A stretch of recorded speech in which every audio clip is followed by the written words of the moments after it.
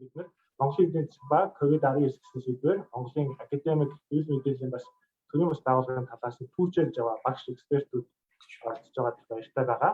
Тэгээд эхний ихтгэл маань Монголын эдийн засгийн профессор доктор Утган төгс багш маань ихтгэл тавих байгаа. Ингээд цоо багшийнхаа ихтгэлтэй бүгдээрээ анхаарлаа хандуулцгаая. Яави таньж сайн байна. Миний яриа сонсогдож байна уу? Сонсогдож байна.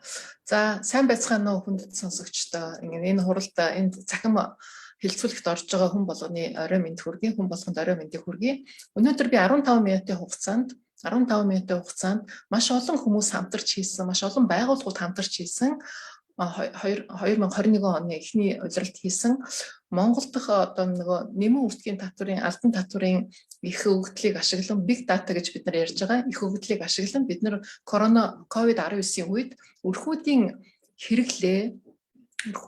хэрэглээний байдлаар нь хэмжсэн ядуурл тэгш бус байдал хэрхэн яаж өөрчлөгдөж байна гэдгийг судалсан. Тэр судалгааны товч байдлаар танилцуулъя 15 минут учраас бүрэн одоо тайлан бол англи хэл дээр болон монгол хэл дээр бол нийтэд тавигдсан байгаа. Тийм учраас та бүхэнд эндээс харж болно гэсэн. За дараагийн слайдын дээр бид нар бол юу үзэх гэж байна вэ гэхээр бид нар бол энэ би англиар энийг бэлдсэн байгаа. Яа тэгэхээр дараа нь одоо энэ орчуулагдаад өөр бусад судлаачид дэлхийн олон судлаачдад илүү их нээлттэй хүргэхийн тулд англи хэл дээр бэлтжлээ л дээ. Гэхдээ би монголоор ярьж байгаа болохоор бүхэн ойлгомжтой байхаа гэж бодож байна. Тэгэхээр энэ судалгаа хийх болсон шалтгаан болон судалгаан дээр ямар асуудлыг шийдэх болсон бэ гэдгийг бид нар ярина. Тэгээд бид нар нэмэн үртгийн албан татврын энэ их хөгжлийг одоо ер нь монголчууд бид нар яаж төсөөлж байна? Энэ ер нь бодит амьдрал дээр ер нь ямар дата байна уу гэдэг талаар түүхийн хувьд одоо байгаа байдлын талаар нэг 2 минут 3 минутанд би хэлхийг бодов. Тэгээд гол асуудал бол нөгөө судалгааны аргачлал их чухал байдаг. Одоо судлаач хүмүүс аргачлал дээр л их анхаардаг. Тэгээд аргачлал дээр би нэг 3-4 минут бас тогтноо гэж бодож байна. Тэгээд хүмүүсийн хамгийн их сонирхож байгаа нь судалгааны үр дүн байдаг. Тэгээд тэрийг би хэлээд тэгээд нэмэлт одоо товчхон дүгнэлтийг хэлье гэж бодож байна. За одоо бол бид нар юу ярих гэж байна вэ гэхээр энэ судалгааны одоо яагаад хийх болсон бэ гэхээр COVID-19-тэй холбоотой гэсэн. COVID-19 болонгууд бол хүн болгон дэлхийд дахин улс үндэстэн бүх нийгмүүд шууд чочрол өгсөн учраас бид нар энд бэлтгэлгүй л байсан. Бүгдээрээ л бэлтгэлгүй байсан. Манай дотоод нийт төгтгөнд 5.3% 20 онд бол буурсан. Гэхдээ би энд бол юу ярьж байгаа гэхээр 2020 оны 1 сарын 1-ээс 2020 оны 12 сарын 31-ний тэр датан дээр ажилласан тэрийг л ярьж байна гэсэн. 2021 он энд бол нэг сайн ярихдахгүй гэсэн үг шүү. Үндэс сонсогчтой. Тэгэхээр бол яг гэхээр бид нар бүгдээрээ мэдж байгаа түүхийнхээ хувьд 2020 онд бол яг корона ихэлсэн эхний жилд бол яг гэхээр бид нар 2 удаагийн локдаун буюу хатуу хөл хорой тавигдсан байгаа. Тэр нь 2 сард тэгээд 11 сард байгаа гэсэн үг.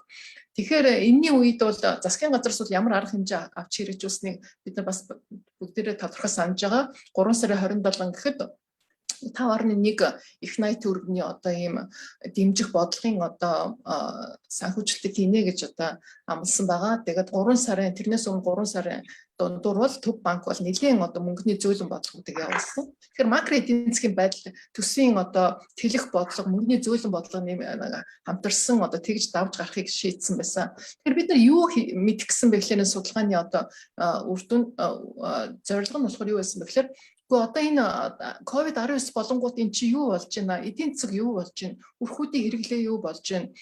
Засгийн газраас өрх болгонд өгж байгаа мөнгө хүүхдийн мөнгөийг 20 мянган байсныг 100 мянган төгрөг энэ төр болгосон маань үр дүнгээ өгч гинэ үгүй юу гэдгийг харахыг хүссэн. Гэтэл биднэрт бол тэр шууд юм авч явуулах нөгөө төвөр судалгаа их боломж байхгүй. Өвөл хориотой тийм үед болохоор яг юм. Тэгэхээр өдөр болгон иргэдийн өрх гэрүүдэд байгаа хүмүүсийн хийж байгаа нэмэн үртгийн албан татвараа нөгөө аппликейшнаараа баримтын аппликейшнаараа бүртгүүлж байгаа тэр датан дээр л ажиллахыг хүссэн байгаамаа. Тэгээд тэрийг бид нар ашиглахыг бол зорьсон байгаа. За манай судалгааны асуултууд бол юу байх вэ гэхээр нэгэн 5 том судалгааны асуулт явахыг бодсон. Нэгдүгээр бол өрхүүд нь 2020 онд коронавигийн үед өрхүүдийн хэрэглээ яаж өөрчлөгдөв? Хэрэглээний дотор ямар хэрэглээ нь өсөж өөрчлөгдөв? Буурав. Жишээл махны хэрэглээ, хүнсний бус хэрэглээч гэдэг юм уу. Эрүүл мэндийн хэрэглээ мэдээж өссөн байж таараа боловсролын хэрэглээний зардал ямар байна гэдгийг харахыг бодсон. Хоёрдугаарт нь бол бид нар энийг бол яг гэхээр өрхийн тэргүүний хүүсээр нь өрхийн хэмжээгээр нь өрхийн байршлаар нь тэгээд мөн өрхийн хэдэн хүүхэдтэй байна уу гэдгээр нь хамаарат энэ хэрэглээ яаж өөрчлөгдөж гинөө гэдгийг харахыг зорьсон. Тэгээд гуравдугаарт нь асуулт нь болохоор хэрэглээнийхэн зардлаар нь тооцсон ядуурл тэгш бус байдал яаж өөрчлөгдсөн бэ гэдгийг үзсэн байгаа. Дөрөв дэх тав дахь нь болохоор арай тийм нөгөө онлын асуудал байсан. Статистикийн аргачлалын нэг бие нөгөө их хөвгөл болон төвөр судалгааны тэр хоорондын төвөрлөлтийн асуудал дээр бид нар хэрхэн яаж дунд нь зохицуулт хийж болох вэ гэсэн тийм статистикийн аргачлалыг олж тогтоохыг зорьсон байна. Тэгээ би өнөөдөр бол 1-3 дээр л их сайн та нарт тохируулж тайлбарлаж ярья гэж бодож байна. За тэгээд бид нар бүгдээрээ мэдж байгаа. Гэхдээ энэ яриаг сонсох гадны өөр энэ улсад амьдардаг хүмүүс бол нэмэн уртын албан татврын дата гэж их хөгжил гэж юу ах вэ гэдгийг сайн мэдэхгүй байж магадгүй. Тэгэхээр ер нь их хөгжил гэдэг бол бид нар судлаачд бол тэр хэдийн хэмжээний мэдээлэл агуулж байгаа байдлаар нь болон янз тодорхой бус бүтэцгүй хэдийн хэмжээний төрлүүдээр нь байна цуглуулагдаж байна гэдгээр нь үзэж байгаа. Тэгээд ямар хурдтай цуглуулагдаж байна. Жишээл Facebook дээр зүгээр лайк дарахад хэдэн сая хүн нэг зэрэг лайк дарж байгаа энэ зэрэг тэр хурдаар нь болж их хөгжлийг бол үзэж байгаа. Манай Монгол улсад бол их хөгжлийн тоонд бол хамгийн том орж болох зохицох юм бол нэмэн уртгийн албан татврын дата их хөгжлөсөн.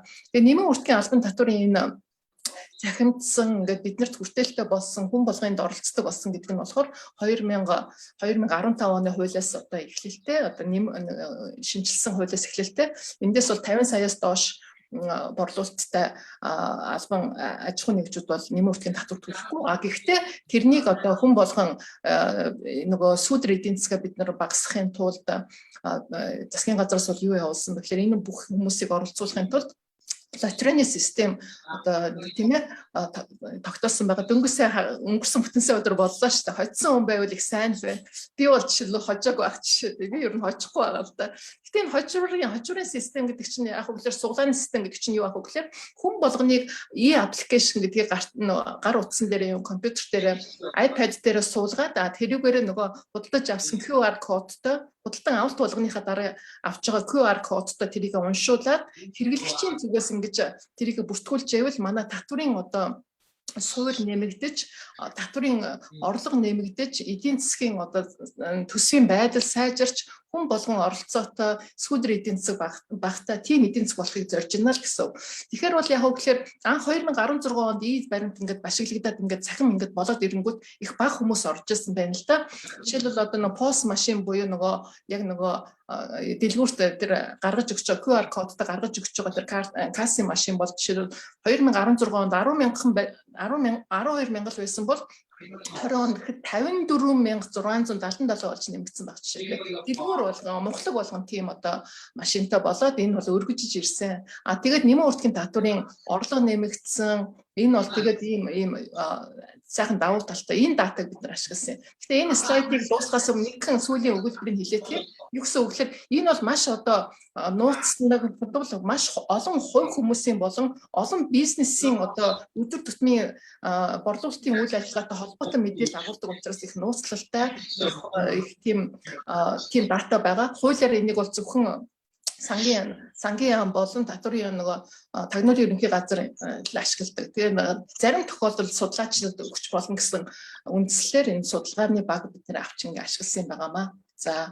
За би датагаа танилцуулчлаа. Одоо бид нар юу авах вэ гэхээр аргачлалаа танилцуулъя. Энэ аргачлалыг бол бид нар би бол жишээлбэл Харвардын их сургуулийн Economics Department-ийн Raj Chetty гэдэг том профессорын сүүлийн 2014, 19, 20 онууд гаргасан тэр дата их хөгжлөлтөөр ашиглаад тэгээд гаргасан тэр аргачлалыг бол ашиглаж энийг хийсэн байгаа. Өөрөөр хэлбэл яасан бэ гэхээр бид нарт хүн болгонд өгсөн Монгол улсын хүн болгонд өгдөг ганцхан ширхэг байдаг регистрийн дугаар гэж бид нарт дата байгаа. Тэгээ регистрийн дугаараар нь бид нарт нөтийн баримт маань уншигддаг. Тэгээд тэрийг ашиглаад бид нар бол яг үгээр статистикийн үндэсний хорон дээр 2 жил 3 жил болгон явдаг тийм одоо эдийн засгийн нөгөө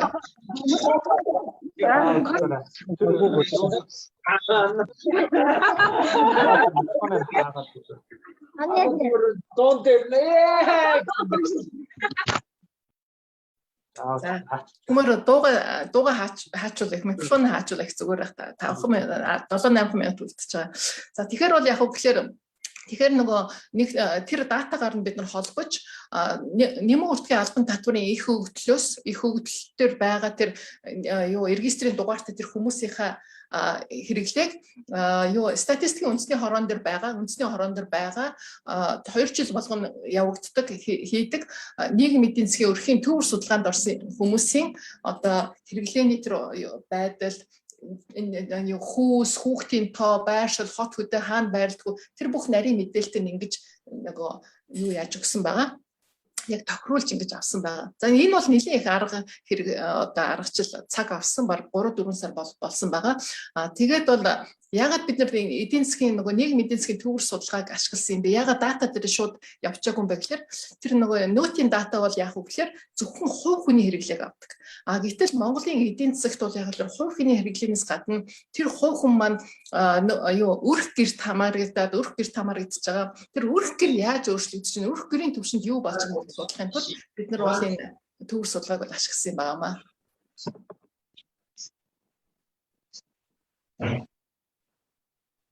За дараагийн слайдн дээр явуулъя. Дараагийн слайдн дээр бид нар бол юу яах вэ гэхээр энэ бол энэ их аргачлсан одоо энэ хэдийн хэмжээний одоо ийм дата нөгөө их хөгжлийн нууцлал, хувь хүний нууцлал, бизнесийн нууцлал энэ болгоны бид нэр хэрхэн яаж хангаж ирсэн бэ гэсэн зураглал мапыг бид нар гаргаж байна. Өөрөөр хэлбэл энэ дэр маш олон байгууллагууд орсон байгаа. Үндэсний статистикийн хорон дээр хүн ам зүй мэдээллийн төв гэж хүн болгоны Монгол улсын регистрийн дугаар ганцхан газар хадгалагддаг. Тэр газар л гэсэн. Тийш хин ч орохгүй, ямар ч судлаач, ямар ч хүмүүс орохгүй учраас тэр газартаа гэрээ хийдэг. Статистикийн хорон дотроо тэгжээч хүмүүсийн регистрийн дугаар дээр бид нар нөгөө матчинг буюу холбож өгөх тэр үйл ажиллагаагаа хийсэн байна гэсэн. Татвар санхүү гайлын мэдээллийн ерөнхий газрын одоо data scientist буюу их хөгжлийн датаны шинжээч болохоор тэрийг нөгөө хүмүүсийн авсан регистрийн дугаараар нөгөө төвөр судалгаан дээрээс регистрийн дугаараар тэр их big data буюу 2016-аас 20 оны 12 сарын 31 хүртэл баримтаа оруулсан тэр хүмүүсээс тэр нөгөө регистрийн дугаараар нь түүж авна гэсэн. Регистрийн дугаар нь түүж аваад хувь хүн болгоны регистрийн дугаарыг түүж аваад статистикийн үндэсний газар дээр бид нар буцааж авчирч агаад өрхүүд тэр нь холбож өгсөн гэсэн. Энэ хүн ямар өрхөд Ар хангаан аймгийн Эрдэнэ мандал сумд амьдарч байна уу? Хүсгэл аймгийн Улаанбаатар хотын хан улд үүрэгт амьдарч байна гэдгийг яг тогтоож тэрийг олсон гэсэн. Тэрний дараа бүх юмыг ингэж матчин гэж тогтоосны дараа бүх хувь хүмүүсийн регистрийн дугаар бүх одоо нөгөө өрхийн дугааруудыг ингээд аваад нууцлаад тэгээд яг нарийн стата эконометрикийн шинжилгээ гэх тэр баг дээр бид нар авчир тавьсан гэсэн. За дараагийнх нь тэгэж бид нар одоо энэ нууцлалыг хангаж чадсандаа айгу баяртай байгаа. Тэгээд энэ анх удаа ийм юм болсон. Энийг бид нар энэ аргачлалыг бол бид нар одоо шууд ярихгүй хэдэн өрхийг ингэж авсан, хэдэн хүнийг ингээ регистрийн дугаараар нь олсон, хэдэн 9 алхам хийсэн байна тийм ээ. 8-9 алхам хийжээж бид нар энийг датагийн цэвэрлэгээ бүх юмыг хийж чадсан гэдгийг харуулсан байна. За дараагийн слайдн дээр бид нар бол яг гэхээр дахиад аргачлалаа явж байна. Бид нар одоо яг гэхээр эхлээд ингээд авцсан нөгөө датан дээр их хөгжлөөс авсан датан дээр бол яг гэхээр нөгөө их хөгжлийн маань тэр нөгөө нөгөө бүх арт түмнийг бүх өрхүүдийг Монгол улсад байгаа 900 мянган өрхүүд болон 3.3 сая хүнийг төлөөлж чадхаар тийм дата байж чадах нь уу отхон төгсөө танай энэ багийн дата чинь гэдэг дээр хамгийн их анхаарлыг тавьсан байгаа. Тэгээ ингээд харьцуулаад үзэхэд бол нэлийн төлөөлөх чадвар байсан. Хамгийн төлөөлөх чадвар муутай нь болохоор яг хөдөө орон нутагт байгаа өрхүүд байгаа. Тэгэхээр хөдөө орон нутагт байгаа өрхүүд тэр болгон өдөр болгон нөгөө баримтыг уншуулад сумын төвийнхаа дэлгүүр ороод тэгээд явж чадахгүй тэр чинь 27 мянган одоо хөдөө орон нутагт амьдардаг өрхийг бол 8.3% нь л одоо баримт уншуулсан байсан. Тэгэхээр энэ бол нэлээд жоохон доогуур байсан. Тэгээд бид нар дахин одоо юу хийсэн байгаа? Дахин одоо жингийн одоо reweighting гэж ярьдаг. Дахин жингийнх нь хувьд, хоёр дахь жингийнх нь хувьд цэвэрлэж тэгээд их датаны их хөгжлийн ашигласан энэ өрхүүд хувь хүмүүс маань хэр зэрэг хөдөө орон нутаг Улаанбаатар аймгийн төв сумын төвийг төлөөлж чадах вэ гэдэг гаргасан байгаа гэсэн. За дараагийн слайд нь. Хамгийн гол слайд нь болохоор яг тэгэхээр одоо энэ слайд нэр болохоор бид нар нөгөө эдийн засаг санхүүгийн шинжилгээгээр судалж байгаа манай уншигчид сонсогчид бол бүгд мэдж байгаа нөгөө outliers гэж юм байдаг. Жишээлбэл баримтан дээр жишээлбэл зарим хүмүүсийн болохоор 100 сая өмнөх сарынх нь болохоор ингээд нэг хэрэглээ 180 мянган төгрөгийн хэрэглээтэй байснаа дараагийн сар дээр болохоор 100 сая төгрөгийн хэрэглээтэй одоо баримт уншуулсан нь тийм хүмүүс энэ гарч ирж байгаа хэрэг. Тэр чинь юу гэсэн үг гэхээр нөгөө төвийн одоо нөгөө mean буюу median гэдэг дундаж нэг үзүүлэлтийг авчихад тэрнийг статистикийн хувьд айгүй тийм өөрчлөгдөх учраас энэ outliers дээр бид нэг их анхаардаг статистикийн хувьд. Тэгээд тэрэн дээр бол бид нар яаж ажилласан бэ гэхээр тэдний хаяагүй, тэдний шууд алга болгоогүй. Тэр бол айгүй амархан арга байсан. Гэхдээ бид нар бол нөгөө Fields, Moser, Gusenbauer, Temple гэсэн том судлаачдын гаргасан нөгөө дунджийн 3 ангилсан одоо тэр range дээр нь явдаг тэр дундаж утгаар нь авдаг. Тэгээд нөхөн суулгадаг. Нөгөө эрхүүдийн төвөр судалгааны, эрхүүдийн нийгмийн эдийн засгийн төвөр судалгааны 2018 оны яг тэр үеийнх нь тэр нөгөө төвөр судалгааных нь хэмжээгээр нөхөн суулгадаг ч гэдэг юм уу. Тийм аргаар явж аж бид нар тийм нөгөө гажуудлыг бас давж чадсан гэсэн. За дараагийн слайд дээр датаны гажуудлыг засах хамгийн чухал байдаг. Тэрнээс хэмжих нь бол арай гайгүй бас болчихно гэсэн. За энэ слайдн дээр бид нар бол ядуурлаа та нар яаж хэрэглээг яаж мэдсэн бэ гэхээр хэрэглээг 2020 оны хэрэглээг бид нар дата байгаа 2019-18 оны. Тэгэхээр бид нар бол яасан бэ гэхээр нөгөө эн чинь он жил өнгөрөх тусам эн чинь инфляцийн үзэгдэл явагдаад байдаг учраас бид нар бүгдийг одоо үнийн нөгөө бодит утгаар нь авсан хүнсний болон хүнсний бус нөгөө CPI буюу өргөн хэрэглээний үнийн индекс бид нар тооцож үзсэн байгаа. За юунд нь болохоор ядуурлыг яаж тооцсон бэ гэхээр 2018 оны албан ёсны ядуурлын шугам болох 166 мянган тэр нөгөө нэг хүнд ногдох нэг сарын хэрэглээний яг тэрийг л авсан байгаа. Яг тэрүүгээр л нэмсэн. Юуг нь болохоор яаж өгсөн бэ гэхээр 2019-20 оны ядуурлын шугамаа та нар яаж тогтоосон бэ гэхээр хүнс болон хүнсний бус бараануудын яг тэрийг тооцдог статистикийн үндэсний хорооны яг тэрийг тооцдог судлаач нар бид статистикнаас суулж агаад тэдний индекс нь үнийн индекс нь хэр зэрэг өөрчлөгдсөн бэ гэдгийг бодоод дахин хэмжээд тэгээд 166 мянга 2019-20 оны ядуурлын шугамыг бол тогтоосон. 2019 оны ядуурлын шугам бол 178 мянга болсон бол 2020 оны бол 185,753-аар тогтсон байгаа. За энэ тэгэхээр өөрөөр хэлбэл яг гэхээр яг энэ 2020 онд 101 өрхийн баримтаа бүртгүүлсэн нэг өрхийн нэг хүний хэрэглээ нэг сард 185 мянган төгрөгөөс доош байвал тэр айл одоо ядуу өрхөд тооцогдно гэж явсан байна гэсэн. За яг тэгш бус байдлыг тооцдог маш олон одоо индексүүд байдаг. Бид нар болохоор Gini индексийг тооцсон, Tele индексийг тооцсон, Palma-гийн индексийг бол тооцсон байгаа коэффициентийг батсан. За одоо бид нар дараагийн слайдн дээр сонирхолтой зураг харуулна. Бидний цаг одоо дуусах гэдэг. Одоо яг гэхээр 2020 оны 1 сарын 1-ээс 2020 оны 12 сарын 31-ний хүртэлх одоо энэ хэрэглээний нийт улс даяарх тэр хэрэглээний өрхүүдийн дундаж хэрэглээг 2019 онтой харьцуулсан байгаа. 18 онтой харьцуулсан байгаа. Яг тэр ингээ хэмжээгээр. Тэгэхээр бол 2020 оных улаан шугамтай байгаа. Яг дундаж хэрэглээ гэхлээр. Дундаж хэрэглээ. Тэгэхээр энэ нэлийн өндөр бусад онуудынхаас их өндөр байсан. Их сонин гайхалтай их сонин өндөр гарсан. Медиан дундаж гэдэг бол дундажийн дундаж байдаг.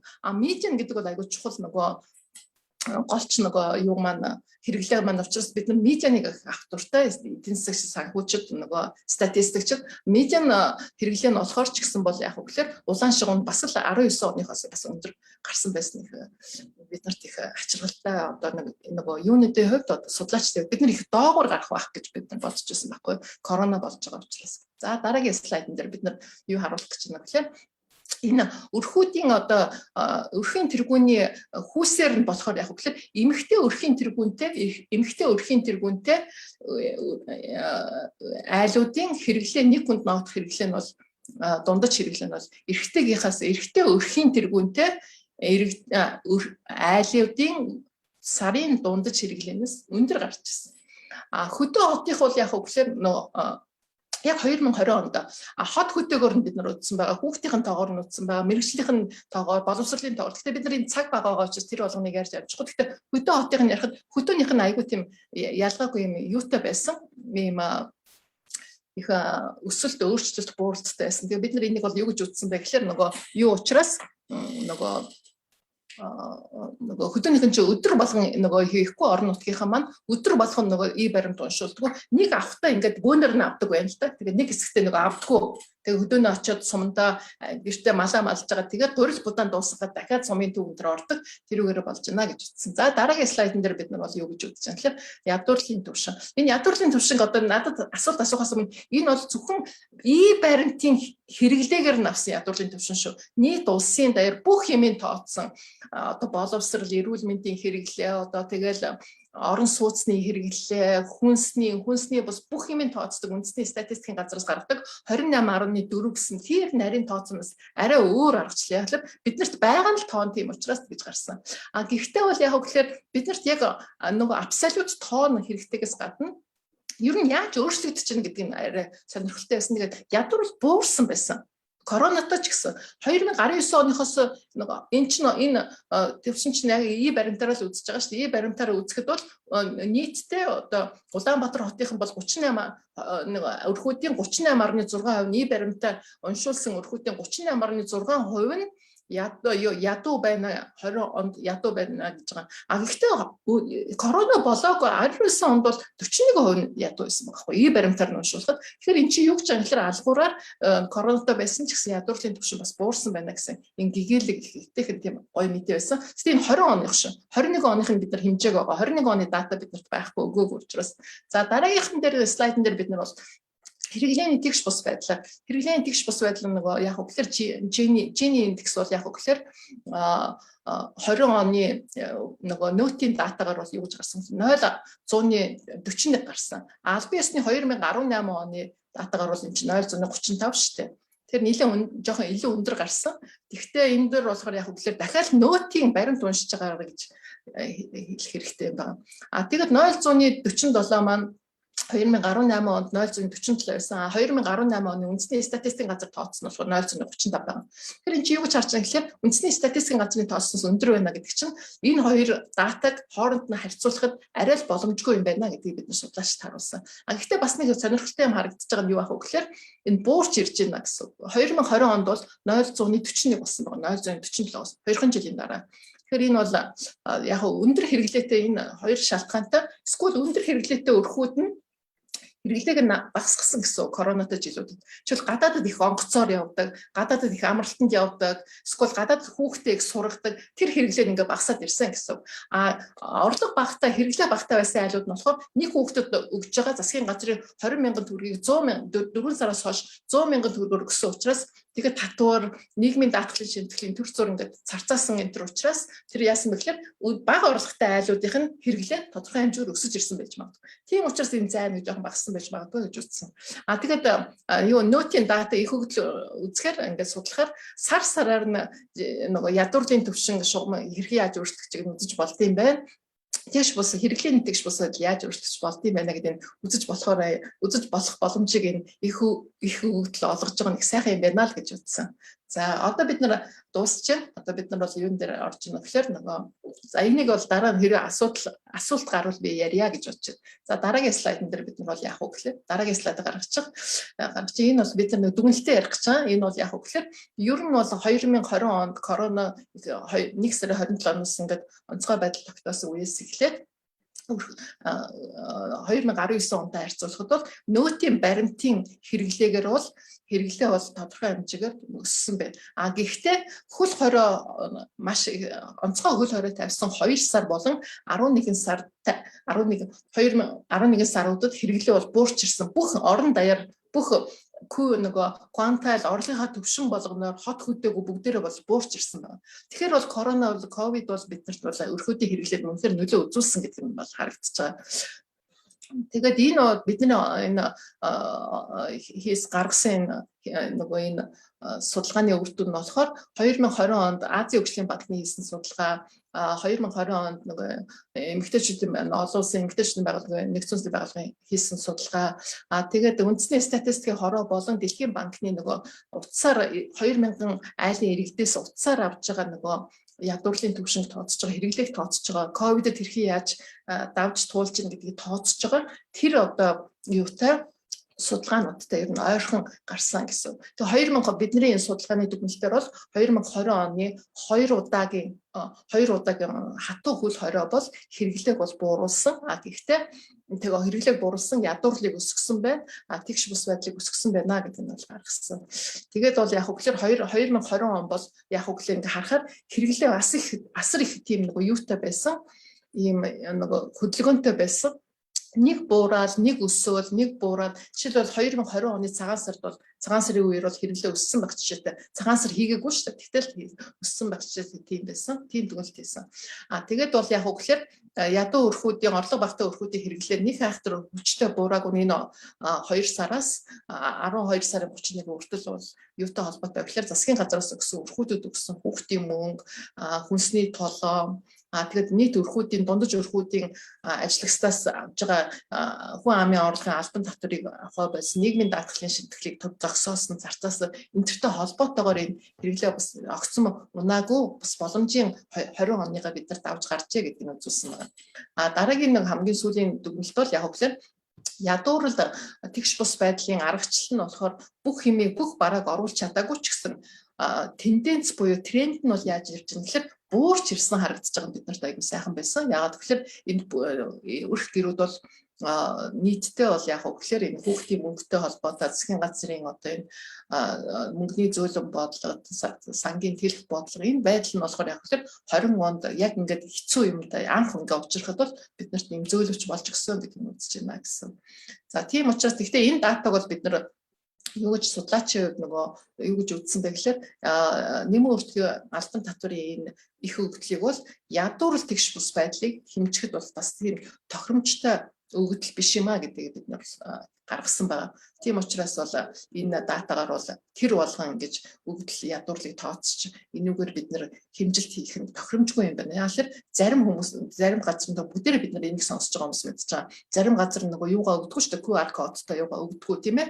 Тэгээд тэр хэрэглээ чинь бид нарт хэмжигдэхгүй. Тэгээд нөгөө талаас хөдөө орон нутгийн иргэд бол тэр болгон өөрсдийн хувийн өрх гэрээс мах сүгэ хэрэгжилдэг учраас хэрэглээ нь байгаад байгаа боловч ядуу юм шиг харагдаад байдаг. Тэгээд тим энтер байдлаас болоод бид нар энэ дата дээр их болгоомжтой хандах хэрэгтэй байна гэж бид нар үзсэн байна. За ингээд анхаарал тавьсан та бүхэнд баярлалаа. Тэгээ бүх хүмүүсээ ярьж дуусны дараа хэрэг асуулт байвал би та бүхэнд хариулах болно. За баярлалаа. Яа, Тунтөгс доктортой маш их баярлалаа. Маш сонирхолтой илтгэл байлаа. За Тунтөгс докторийн илтгэл болохоор энэ Монголын ковидын одоо цар тахлын үеэр ядуурл тэгш бус байдлын тухай байдлыг их хөвгөл ашиглан судлах тухай байсан. Тэгээд илтгэгчийн намтрыг бас би богинохон товчроос хэлчихье.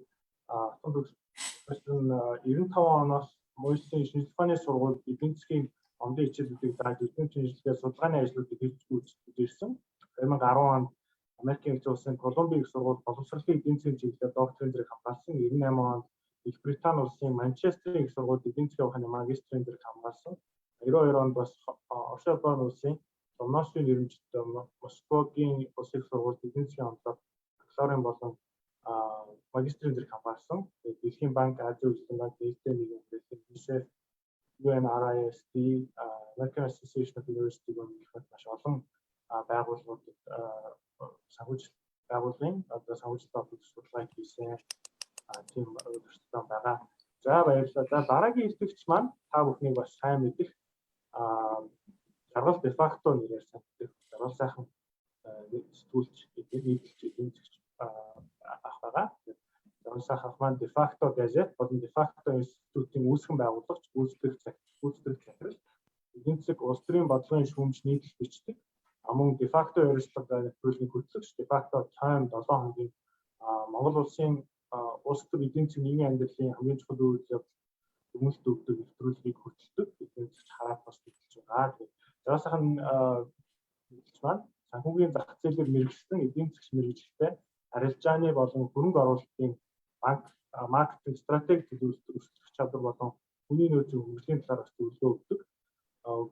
Тэгээд ер нь одоо яг Монголын ковидын эдийн засгийн сорилтууд гэсэн ерөнхий том өтгөр тавих ихтгэл бэлдсэн байгаа. Тэгээд бид бас сайхан анхаарлаа хандуулсан.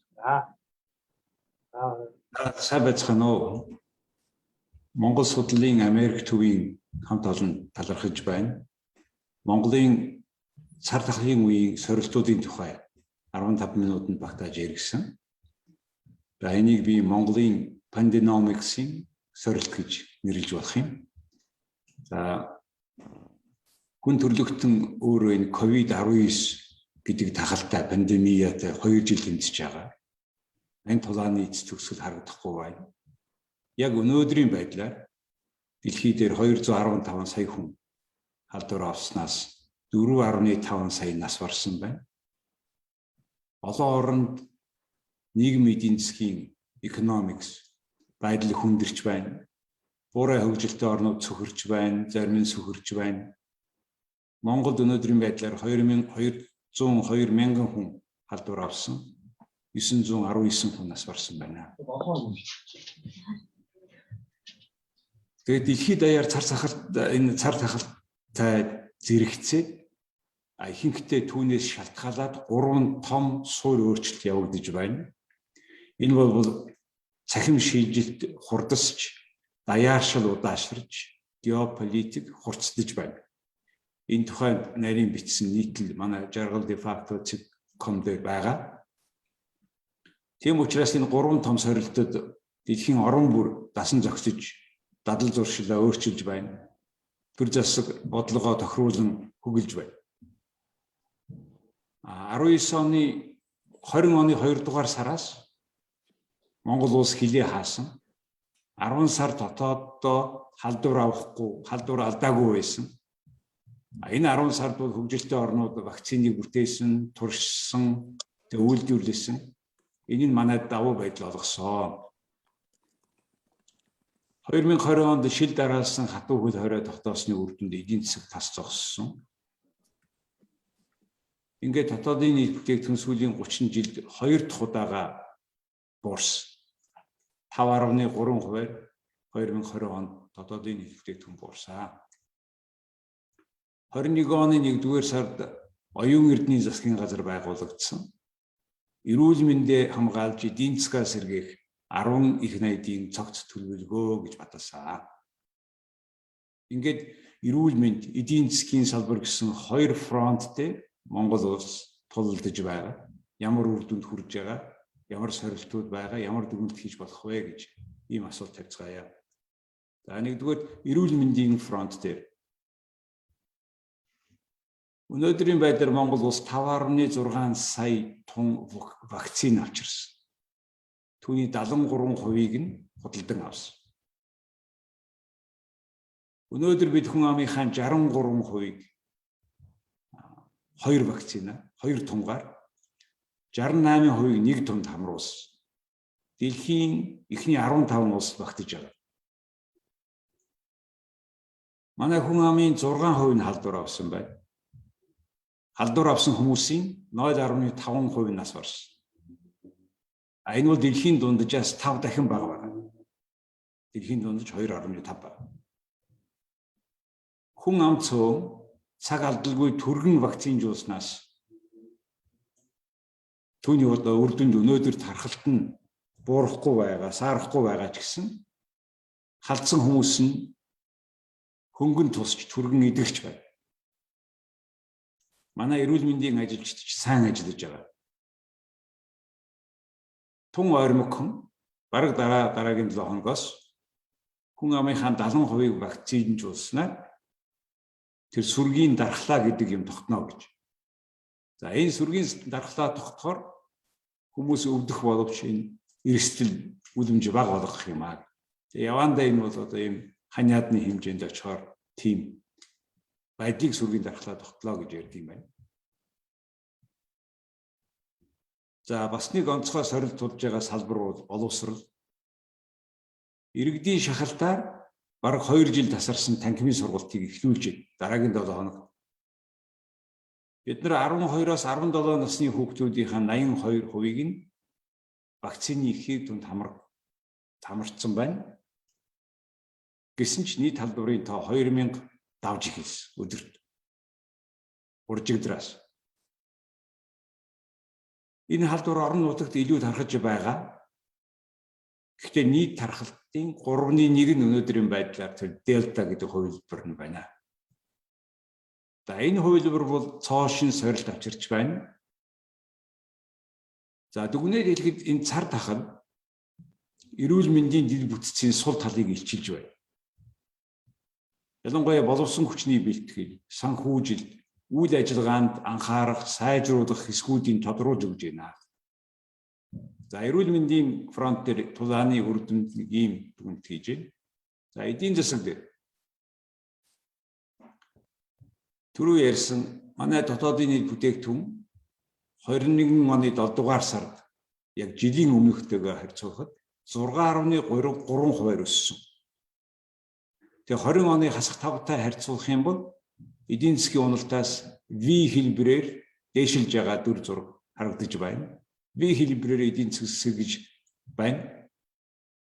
Төсвийн алдагдал өнөөдөр 5.4% дотоодын нийт бүтээгдэхүүний тэнцэж байгаа. Өмнөх онд бол 12% байсан. Саяхан дэлхийд даяараа тээвэр логистикийн асуудлууд үүссэн. Манай гадаад худалдаанд нөлөөлсөн. Гэвч экспортын дийлэнхийг эзэлдэг нүүрс, зис, төмөр, алтны үнийн өсөлтөөр төсвийн орлого нэмэгдсэн байна. Засгийн газрын эдийн засгийг дэмжих хөтөлбөрийн хүрээнд төсвөөс гадна 10 их найд төгрөг зарцуулна гэж байна. Тим хэмжээний мөнгөний нийлүүлэлт хийгдэхээс 3/1 нь хийгдсэн. 3 их найд гаруй төгрөг төсвөөс гадна эдийн засаг руу орчоод байна. Энэ 3 их найд төгрөгөөс 2 их найд төгрөг дээр ажлын байрыг дэмжих хөтөлбөр гэж байгаа. Уг нь 130 мянган ажлын байрын эрсдлээс хамгаална гэж ярьсан бол бид 225 мянган ажлын байрыг авч үлдэхэд зарцуулаад байна гэж сангийн сайд урьж өдөр мэдэгдсэн байна. Тэгэхээр засгийн газар ихний төлөвлөгөө нь бол Монгол банкны үнд цаасан дээр хоримтлагдсан арилжааны банкуудын их усүрийг эргэлтэнд оруулж байгаа юм аа. Засгийн газраас мөнгө гаргаагүй гэж хэлсэн. Ер нь бол арилжааны банкуудын өгж байгаа зээлийн нийт хувь нь 9. Гэхдээ 9%-ийн 6-гийн засгийн газар гаргана гэсэн. Тэр нь болохоор 2 их найд төгрөгийн хувьд бол жилд 120 тэрбум төгрөгийн төсвийн ачааллыг бий болгож байгаа юм аа. За энэ оны эхний хагаст аж ахуй нэгжүүд, айл өрхийн, цахилгаан, дулааны, усан, хангамж, хогны төлбөр гээд нийт 650 тэрбум төгрөгийг Эрдэнэ төлбөрөөс гаргуулсан. Иргэдийн тэтгэврийн зээлийн үрийг тэглэнэ гэж өмнөх ерөнхийлөгч ямарсны дагуу 964 тэрбум төгрөгийг Эрдэнэс Silver Resource гэж төрийн өмчийн компаниас гаргасан. Ер нь бол төрөөс 72 төрлийн халамжийг үзүүлдэг. Хүн амын 60% нь хамрагдсан байдаг. Түүний дотор 250 мянган хүнд хүнсний толгой өгдөг. 1.2 сая хүүхдэд тус бүр 100 мянган төгрөг сар болгоо гэж байгаа. 2020 он гэхэд 2021 онд халамж ба хүүхдийн мөнгөд бараг 2 их найд төгрөг зарцуулнаа. Тэгээд ч хүн амын 3/1 нь ядуу байна гэж. Ингээд мөнгөний нийлүүлэлт ийм хүчтэй өслөө. 2021 оны мөн үедээ харьцуулахад сая 7 сард мөнгөний нийлүүлэлт 26% өсөөд 27 их найд төгрөг болсон. Тэгсэн хадгаламж харин 34% өссөн. 18.6 их найд болсон. Тэгтэл банкуудын олгосон зээл ердөөсөө 12.5% өссөн. 19.5 ихний төгрөгөл болсон. Энэ юу харуулж байгаа нэхээр бизнесийн итгэл үнэмшил илт унсыг харуулж байна. Зээл өгөхөөс зээл авахаас өгөхөөс айл талдаа бодитойгоор харж авахгүй өгөхгүй байна. Нөгөө талаас хадгаламжийн хүү эрс буурч байгаа Монгол. 14.5 байсан одоо 8% очсон. Нийт монголчуудын бүгдээрээ харилцах данстай болсон. Тэрийгээр дамжуулж тэр баримт бусад харилцаа зохицуулагдаж байгаа. Гэвч хүн амын зөвхөн 3.1 нь хадгаламжтай. Тэгээ ийм нөхцөл байдалд сонин эдийн засгийн шилжилт явагдаж байна. Мөнгөний зах зээлээс санхүүгийн зах зээл дээр мөнгө хөрөнгө бэлэн мөнгөний зах зээлээс хөрөнгийн зах зээл рүү шилжиж байна. Хөрөнгийн зах зээл огцом тэлсэн. Оны ихэнд 3 ихний төгрөг байсан хөрөнгийн зээл 7 сарын дараа 4.1 ихний болсон. Ер нь хүмүүс хувьцаа, coin худалдаж авч байгаа байдал улам нэмэгдэж байна. Өчигдөр 11 цагт шинэ coin гаргаж зарласан IHC-г 33 тэрбум төгрөгийн хувьцаа нүд эрэмхийн зур зарагдсан. Coin 33 тэрбум төгрөг дороо бий болсон. Ямар их хэмжээний бэлэн мөнгө хүмүүсийн гар дээр байгаа. Ямар их хэмжээгээр бэлэн мөнгө баг хүүтэй хадгаламжаас банкны хадгаламжаас зогтож хөрөнгийн зах зээл рүү гарахаар хүлээгдэж байгааг нь харуулж байна. За энэтэй холбогдуулаад үн өсөж байгаа. Орон сууцны үн жилийн дотор 11% өссөн байна. Тэнхлэг 100-ийн мэдээлэл. Сая 7 сарын эцсээр нийслэлд орон сууцны 1 м квадратын үн 2 сая 730 мянга болсон байна. Нийслэлд үн 7.8% өссөн. Монгол банкны тавьсан зорилгод үндсэндээ хүрсэн.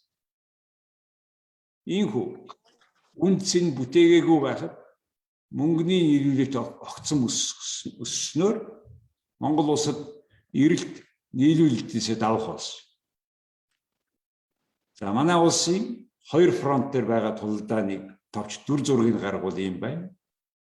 Дүгнэж хэлэх юм бол Монголын пандемикс урт хугацааны үнийн өсөлтийн өмнө зогсож байна. Гэтэ энэ ганц манай найдаж биш.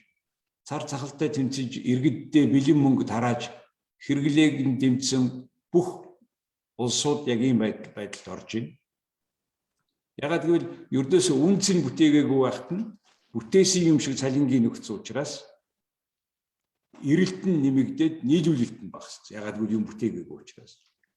Энэ бүхнээс болоод бодитойгоор инфляц ашиг. Тэгээ ялангуяа манайх шиг эдийн засаг нь маш энгийн бүтцтэй. Газраасаа байгалийн баялагийг ухаж гаргаад ганцхан улсад нийлүүлдэг.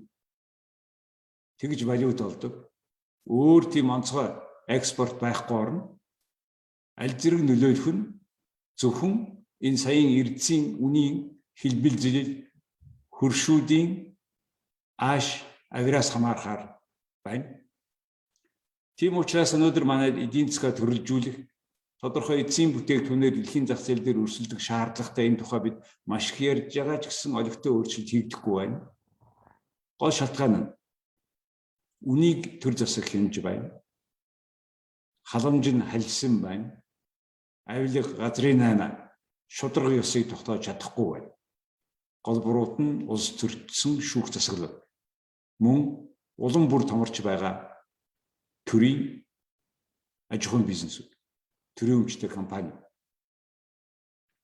Нийгэмд шударга ёс тогтож чадахгүй байгаа учраас иргэд маргааштай итгэл нь алдарч байна. Гадагшаа явахыг зорьсоор л байна.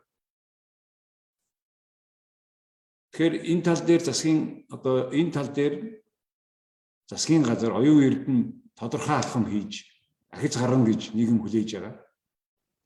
Сүүлийн үед прокурор, генералын хэрэгүүд, замун үүдийн гайлын даргын офшор данснаас 36 тэрбум төгрөг илрүүлсэн. Мөн мялзангийн вакцины луур гэх мэт төрийн дунд түвшний түшээдтэй холбоотой авилгын хэрэгүүдийг илрүүлж байгаа нь багаж гисэн найдлага төрүүлж байна. За ер нь бол энэ авилгын эсрэг засгийн газрын комисс гарсан. Авилгалтай тэмцэх газар гэж байгаа. Мөн цагдаагийн ерөнхий газар, прокурор, эдгээр хүмүүстэй дараагийн 7 хоногт мөн бас онлайн явна. Ийм авилгын индексийг бууруулах замд гэсэн дефакто хилцүүлгээр энийг дэлгэрэнгүй ярина. За ингээд та бүхэн товчтой энэ пандемикийн үеийн хоёр фронт дээр монголчууд юу хийж гэн, ямар үр дүнд хүрж гэн, вакцинад хийхэд ямар челленж, сорил бидний өмнө байгаа тухай ярьлаа. Баярлалаа. За жаргал сайхан ахтаа маш баярлалаа. Маш сонирхолтой хэлбэл одоо бас пандемикс гэж их чухал хэлхийг бас бидний хувьд бол сурч авлаа. За дараагийн хэлбэгч маань судалгааны төвийн захирал Лакшми захирал байгаа. Тэгээд Лакшми захирлын илтгэлийн нэр нь Монгол улсын өрсөлдөх чадвар ковидын үед хэлтгэж байгаа. Тэгээд Лакшмигч 1998 онд Холбооны Бүдний Ард Герман улсын Дрезден хотын техник эдийн засгийн сургууль эдийн засгийн чиглэлээр бакалавр, 2002 онд Берлин хотын техник эдийн засгийн сургууль эдийн засгийн магистрийн зэрэг хамгаалсан. 2010-аас 2013 онд эдийн засгийн бодлого өрсөлдөх чадвар судалгааны төвийн менежер, 13 оноос одоо хүртэл энэ захирлаар ажиллаж байгаа. Мөн 2018 оноос Монгол улсын их сургуулийн олон улсын харилцаа нийтийн удирдлагын техник докторантаар сурч байгаа. 2004-өөс 8 онд Герман Монголын бүр төвс байгуулсан удирдах зөвлөлийн гишүүн. Улаанбаатар хөгжлийн корпоратив төсвийн хараат бус гишүүн. Мөн эмэгтэй захирлуудын клубын гишүүний үргэлжлүүлж ирсэн. За орой минь Лакшми захирлаа. За ингээд бүгдээрээ Лакшми захирлаа хэлбэлтэй харлаа. За бүгдэнд нь 20 минут төргий. Ингээд бас цаг зав гаргаад өнөөдрийн арга хэмжээнд хийж байгаад баярлалаа. Одоо миний нэрийг Лакшми гэдэг. Сая товч бас манай өнөөдрийн арга хэмжээг цомголж байгаа модератор манаас ингэ танилцуулсан байгаа. За тэгээд эдийн засгийн бодлого өрсөлдөх чадрын судалгааны төв маань бол ийм хараат бус ийм судалгааны төв байгаа. Think Tank гэж хэлж болохоор байгаа. Өөрөө өөртөө санхүүжүүлдэг. За дээрэс нь ийм нэлээд олон төрлийн судалгаанууд хийдэг байгаа.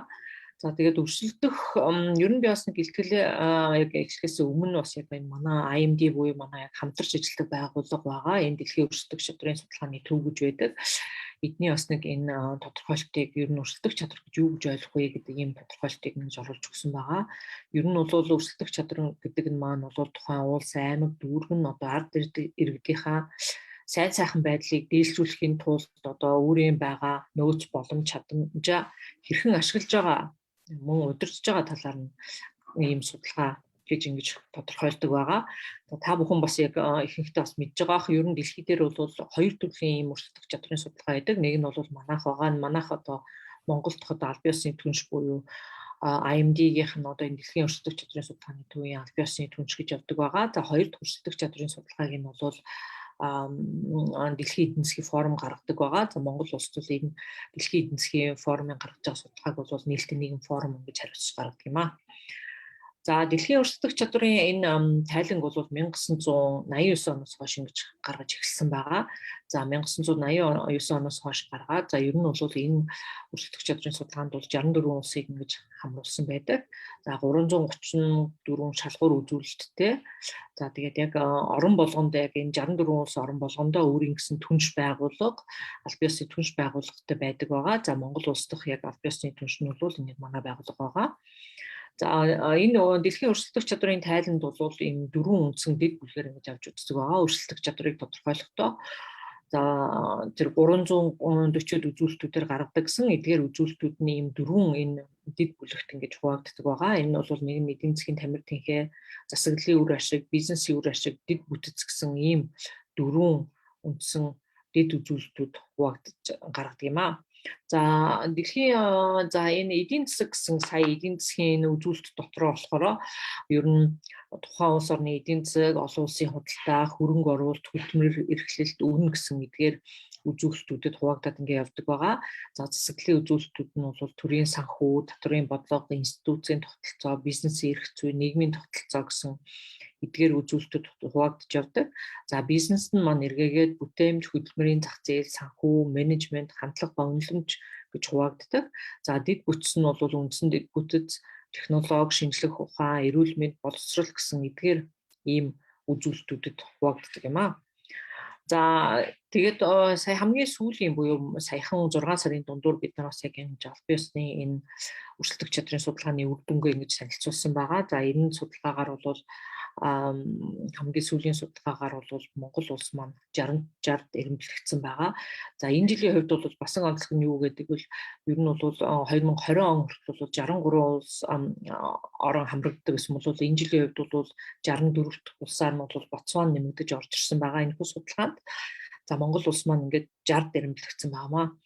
За 2000 энэ хамгийн сүүлийн судалгааны энэ үр дүнгуудээс нь ингээд аваад үзэх юм бол бид нэр Английн хувьд ингээд аваад үзэхээр ер нь бол Ботсвана, Өмнөд Африк, Аргентин, Венесуэл гэсэн эдгээр улсуудтай нэлээд ойрхон одоо эренбэлэгдсэн ийм дүр төрх гарсан байгаа.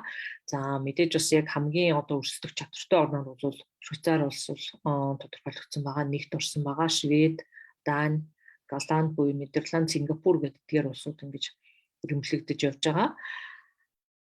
Мөн одоо ер нь сүүлийн 3 жилийн үр дүнгээр ингээд аваад үзэх юм бол ер нь Монгол улс маань бол бага зэргээр бол сайжирсан юм үзүүлэлтүүд бол харагдаж байгаа. За 2019 онд бол Монгол улс маань 62-д эренбэлэгдсэн, хойноос бол 2-т эренбэлэгдэжсэн бол за өмнөх жил бүр 2020 онд нэг бага зэрэг сайжруулж 61 болж энэ жилийн хувьд бол 61-т ингэж эренбэлэгдэж ингэж сайжирсан үр дүн гарсан байгаа. За ер нь бас яг энэ 2015 оноос ингээд аваад үзэхэд ер нь Монгол улсын өрсөлдөх чадварын энэ ерөнхий оноо ер нь яаж өөрчлөгдөж байгаа юм бэ гэж бид нар бас харах хэрэгтэй байгаа. За тэгэхээр энэ дээр бол бас яг бид нар бол хамгийн өрсөлдөх чадвартай орон гэвэл 100 оноо гэж өгдөг байгаа. За 100 оноо дотроос бол 2015 онд бол Монгол улс маань бол 47.1 оноо аваад за хамгийн өндөр оноо авч исэн жилүүд нөх юм бол 52.6 юм оноо авч исэн жил байгаа. Мэдээж бусад орнууд бас өрсөлдөж байгаа гэдэг утгаараа өөрсдөө нь оноо байнгын ингэж сайжирч явдаг. Тэгэхээр энэ нь бол Монгол улс оноогоо сайжруулчлаа гэхээр шууд автоматар одоо юу гэдэг эренбэн сайжирна гэсэн үг бол биш. Мэдээж бусад орнууд ч гэсэн тодорхой хэмжээгээр одоо их хэмжээний арга хэмжээнүүд одоо юу гэдэг дэд бүтцээ сайжруулахад за дээрэс нь бас ингээд маш олон арга хэмжээнүүд авч байгаа болохоор энэ нэргээд бас яг энэ тайландаа тусгаж байгаа болохоор автоматар оноо нэмэгдсэн ч гэсэн энэ нэрмэнд нэмэгдсэн гэсэн үг бол биш гэж хэлэхэд бас зүйтэй баг.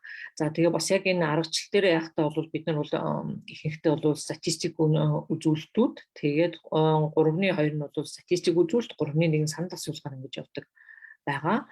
За тэгээ Монгол улсынхаа бас яг энэ өрсөлдөх чадрыг ингээд аваад үзэх юм бол эдийн засаг нь бол 48.5 гэсэн оноогоор авсан байгаа. За засаглал нь 40.2, бизнес нь 26.1, дэд бүтц бол 18 гэсэн ийм оноо авснаар бол ерөнхий онооны нь бол 40 гэж гарсараа бид нарын эрен бол ингэж тогтоогдож байгаамаа. За тэгэхээр Монгол улсын бас яг энэ өрсөлдөх чадварын хувьсгалын ингээд 5 жилийн хувьд юу нь яаж өөрчлөгдөж байна гэдээ аваад үзэх юм бол бид нар бас 2017-21 оноор ингээд аваад үзэх юм бол бас яг урт хугацаанд ер нь 5 жилийн бас яг энэ чиг хандлага харагддаг байгаа гэж хэлж болохоор байгаа.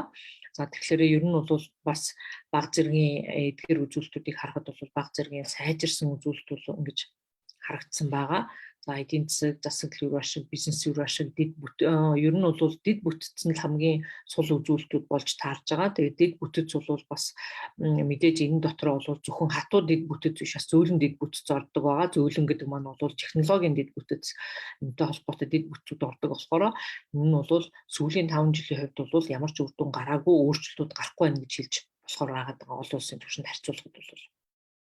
За тэгэхээр энэ өрсөлдөх чадрын хувьсгал буюу ковидын үед за 2019-с 2021 оны хооронд ер нь ямар шүү үзүүлэлтүүд өөрчлөгдөж ийнэ, буурсан бэ гэдгийг ингээд аваад үзэх юм бол ер нь Монгол улсын хувьд бол хамгийн ихээр буурсан үзүүлэлт нь бол дотоодын эдийн засаг гэж хэлж болохоор байгаа. За дотоодын эдийн засаг нэлээд буурсан байна. За мөн олон улсын хөрөнгө оруулалт буюу FDI гэж хэлдэг байгаа. Хөрөнгө оруулалт маань бол бас нэлээд ихээхэн хэмжээний буурсан ийм үзүүлэлтүүд гарсан. За мөн дүнчлэн институцийн тогтолцоо буюу төрийн чадах их буурж ийн гэсэн иймэрхүү үр дүн бол харагдж байгаа. За бүтээмд үр ашиг буурж ийн гэсэн энэ үзүүлэлтүүд бас энэ ковид үед бол ажиглагдчихэ. За мөн хөдөлмөрийн зах зээл дээр бол энэ үзүүлэлтүүд нь буурж ийн буюу ажилгүйдийн түвшин нэлээд нэмэгдэж байгаа юм гэж хэлж болохоор байгаад байгаа.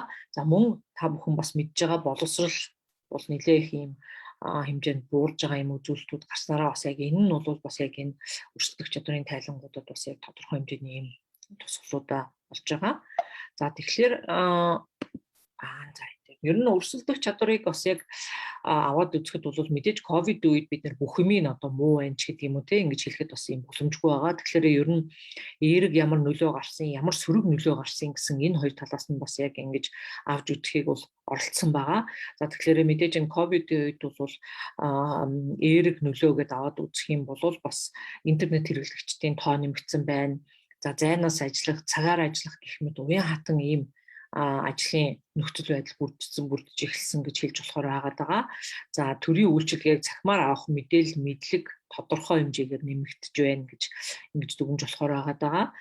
За мэдээж банк хөрөнгийн зах зээлийн салбарт өсөлт ажиглагдаж байгаа. За инновацийг бас дэмжих хэрэгцээ нэмэгдсэн гэдгийг нь бол бас яг нэлээд одоо тодорхой хэмжээгээр ойлгож эхэлж байгааг хэлж болохоор байгаа. За сөрөг нөлөөнүүд нь би бас сая мэдээж бас хэлсэн байгаа. Хөгжиж эдийн засгийн гүйцэтгэл, за бүтээмжид бол сөргөөр нөлөөлж байгаа. За гадаадын хөрөнгө оруулалт тасалдах эрсдэл бол нэлээд ажиглагдж байгаа. Ялангуяа бид нар ер нь ковид буюу корона гарахаас өмнө ч гэсэн бид нар бол хангалттай хэмжээнд гадаадынхаа хөрөнгө оруулалт дээр бол анхаарлаа хандуулж чадаагүй. За яг энэ ковидын үед бол нөхцөл байдалтай үед бол энэ нь бол буурсан эхний нэг жилийн үед одоо сүүлийн жилийн үед бол харахад бол нэлээд буурсан үзүүлэлт гарч байгаа ч гэсэн одоо бүр цаашлаад энийг бас яг зөв зүйтэй бодлого явуулахгүй бол тасалдах ийм аюул том эрсдэлтэй байна гэж дүгнж байгаа. За гадаад худалдааны удаашрал та бүхэн бас мэдж байгаа. Гадаад худалдаа маань бол бас ер нь корона ковидын өмнө ч гэсэн хангалттай хэмжээнд бол бид нар энэ гадаад худалдаагаа дэмжиж чадаагүй, бас энд дэд бүтцийг бүрдүүлж чадаагүй. Нөгөө талаасаа бас яг энэ нь бол гадаад худалдаа нь бол бас хүнээс маш их хамааралтай буюу төрийн одоо яг энэ янз бүрийн одоо хүн сурталаас болоод олигтой хэмжээнд бас яг ингэж хөгжиж чадахгүй байсараад энэ ковидтэй нүүр тулцсан. За тэгээд өнөөдөр бас яг энэ хэл гаал дээр ямар шүү асуудлууд тулгамж чинь 2-3 сар одоо манай бизнесийнхэн ачаагаа тий одоо бараа тийшээ оруулж ирч чадахгүй, ачаа бараагаа оруулж ирч чадахгүй иймэрхүү асуудлууд тулгамж байгаа нь бол эргээгээд гадаад худалдаанд бол нийлэн сөргөөр нөлөөлж байгаа. За мэдээд бизнесийн орчинд маш олон ийм тулгуурласан одоо томоохон ийм багц асуудлууд байгаад байгаа. Бизнесийн орчинтой холбоотой ер нь бүхий судалгаануудыг харахад зөвхөн манай өрсөлдөх чадрын тайлан биш, бас маш олон ийм судалгаануудыг ингээд аваад үзэх юм бол бүхий л үзүүлэлтүүд буурсан байгаа. За doing business буюу бизнес эрхлэх үегээд Дэлхийн банкнаас гарч судалгаагаар бол буурсан байгаа. Наад захын нэг энгийн одоо яг энэ бизнес doing business судалгаанаас харахад бол нэг энгийн одоо юу гэдэг бизнесээ бүртгүүлэх гэдэг асуудлууд хүртэл удааширсан буюу илүү одоо хоног зарцуулах юм шаардлагатай болсон байгаа. Өмнө нь буюу 3 хоног бид нар зарцуулдаг байсан бол одоо 9 хоног зарцуулж байгаа гэсэн иймэрхүү бас судалгаанууд гарцсан байгаа. За тэгэхээр эдгээр ялангуяа одоо бид нар ковидыг бол даван туулъя гэж байгаа бол бизнесийн одоо салбарт үйл ажиллагаа явуулж байгаа бүхий л аж ахуйн нэгжүүдийн аль болох дэмжих, ялангуяа хувийн хвшлийн компаниудыг ингэж дэмжиж аль болох саад дотгорын арилгах ийм шаардлагатай гэж хэлж хэлмээр байна. За мөн цахим орчинд одоо хандхад бол тулгарх одоо тэгшүүс байдал нэлээд ажиглагдж байгаа. За мөн боловсролын салбарт нэлээд сөрөг нөлөө үзүүлж байгаа. За мэдээж ихэнх одоо боловсролын салбарт бол онлайн хэлбэрч хэлжээд одоо иймэрхүү хичээлүүдийг бол заасан байгаа. За мэдээж боловсролын салбарт сая ковидын үед бол нэлээд олон ийм судалгаанууд хийгдсэн байсан. Нэгдсэн үндэсний байгууллагаас бас хийгдсэн, Азийн хөгжлийн банк маш олон байгууллагууд хийсэн байсан. Хамгийн том нөлөө үзүүлж байгаа бас салбар нь бол яалчгүй энэ боловсролын салбар байгаад байгаа.